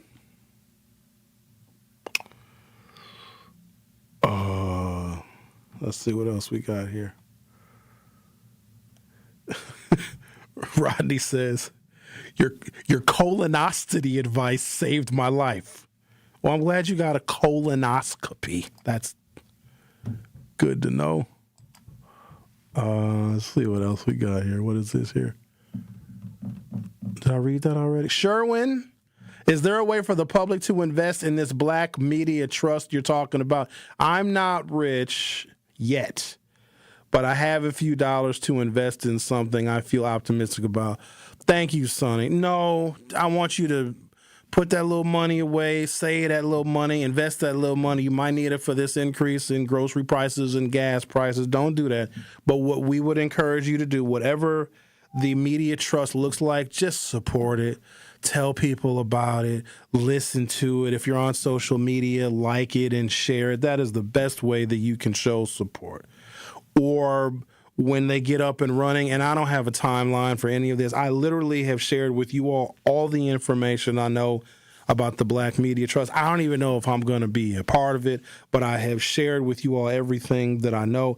And eventually when they get up and running and there are some advertisers, please make sure you support those advertisers, because that is the life's blood of broadcasting and of community radio. Businesses that want to be exposed to the audiences that we curate so you all can potentially support their products and their services. That is the best way you can show support. On Monday at 11 a.m., Craig Karmazin, the CEO of Good Karma Brands, is going to be live in studio with me.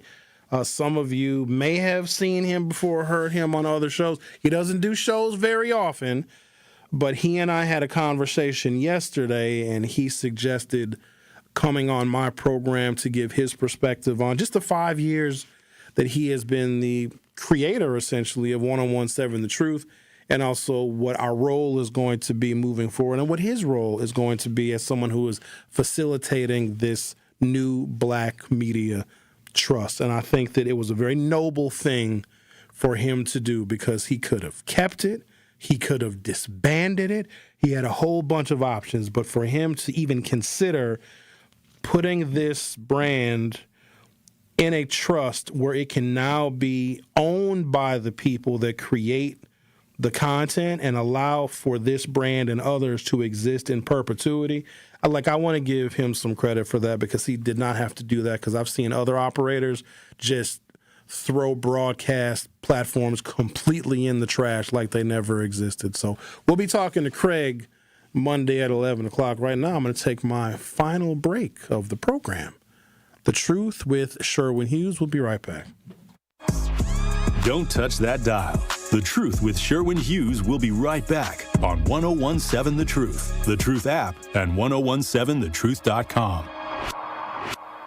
Need a way to hype up your day? Hello, is this Shirley? This is she. Shirley, you are our Gruber 5K giveaway winner this quarter. Congratulations.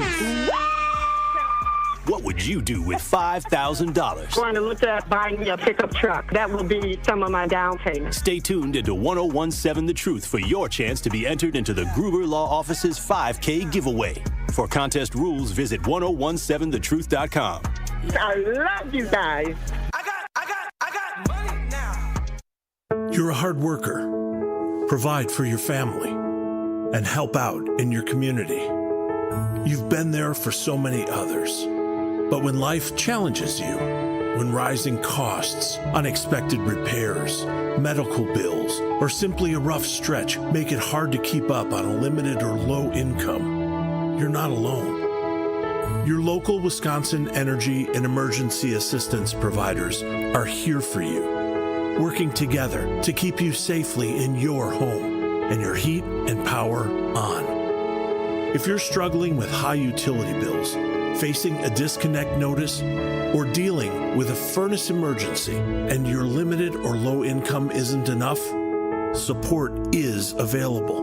Visit www.heat.help or call 1-800-506-5596 to apply for a hand up. At Milwaukee College Prep, we don't leave success to chance. We're designed for it. With strong support, high expectations, and a team committed to excellence, our educators turn belief into outcomes every day. If you believe every child deserves an excellent education, join Milwaukee College Prep. Apply today. Visit mkeprep.com/jobs. A huge month of Brewers baseball kicks off with the battle against the Yankees Friday, May 8th through Sunday, May 10th. Catch the crew for half off with Wisconsin First Friday game tickets on Friday the 8th. Plus, Mother's Day Sunday is the perfect game to bring the whole family with new kids experiences every Sunday. Plus, the first 10,000 fans over the age of 21 get a Brewers picnic blanket at the Mother's Day game, courtesy of American Family Insurance. Score your tickets at Brewers.com. Life's better with Drive My Way from American Family Insurance because we know it's more than just a car. It's your escape pod, your adventure mobile, your memory maker. And we help protect the dreams that drive you. Personalize what you pay for auto insurance and you could save between 10 and 35%. American Family Insurance. Get a quote and find an agent at amfam.com. Products, pricing, and availability vary based on the way you purchase insurance and by state. Unsafe driving behaviors may increase your rate. American Family Mutual Insurance Company, SI, and its operating companies, 6000 American Parkway, Madison, Wisconsin. More of The Truth with Sherwin Hughes is next on 1017 The Truth, The Truth app, and 1017thetruth.com.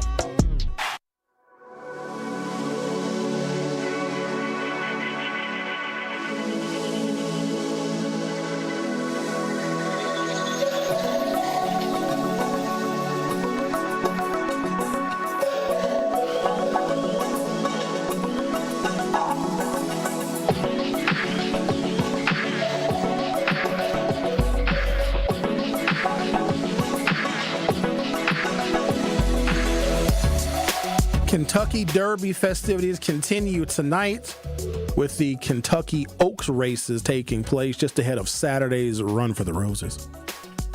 It's been a chaotic week, and already wide open field has some newcomers after a few scratches ahead of Saturday. Silent Tactic first bowed out of the race with a bruised foot. Then on Thursday, it was revealed that Full Effort would be the Derby's second scratch, a bone chip in left ankle. And Right to Party was announced Friday as the third horse to be sidelined after being diagnosed with right front lameness. That ain't good when a horse gets diagnosed with the lameness, then they turn into glue. That means the Great White and Asieli were added to the party and will run from outside the gates. They don't join the likes of contenders like Renegade, Commandment, and So Happy. USA Today Sports will have ongoing updates, news, and highlights from the day's events as we inch closer to the 2026 Kentucky Derby, dubbed the most important 2 minutes in sports. I thought I was the most important 2 minutes in sports, but do you guys gamble? Do you guys bet on the horses? I'm not a gambler. I did sign up for one of the prediction markets, Kalshi, I believe that's how you pronounce it, where you can bet on anything. How many times Donald Trump is going to post on Truth Social? Will gas prices go up or down? Then, of course, there's all of the sports betting. I'm just not good at it because it's all too unpredictable. And some of that stuff, I hate to admit, the fix might be in on some of those things, so I'm not really much of a gambler. But I'm going to take a little look at the horses that are in the Kentucky Derby, and I might place a bet or two. Nothing major, nothing. I wouldn't place a bet more than I'm okay losing. I place a little $22, $25, $38, $57. Maybe hit me a trifecta, maybe win my own $5,000, I suppose. We'll see. But not much of a gambler. Every now and again,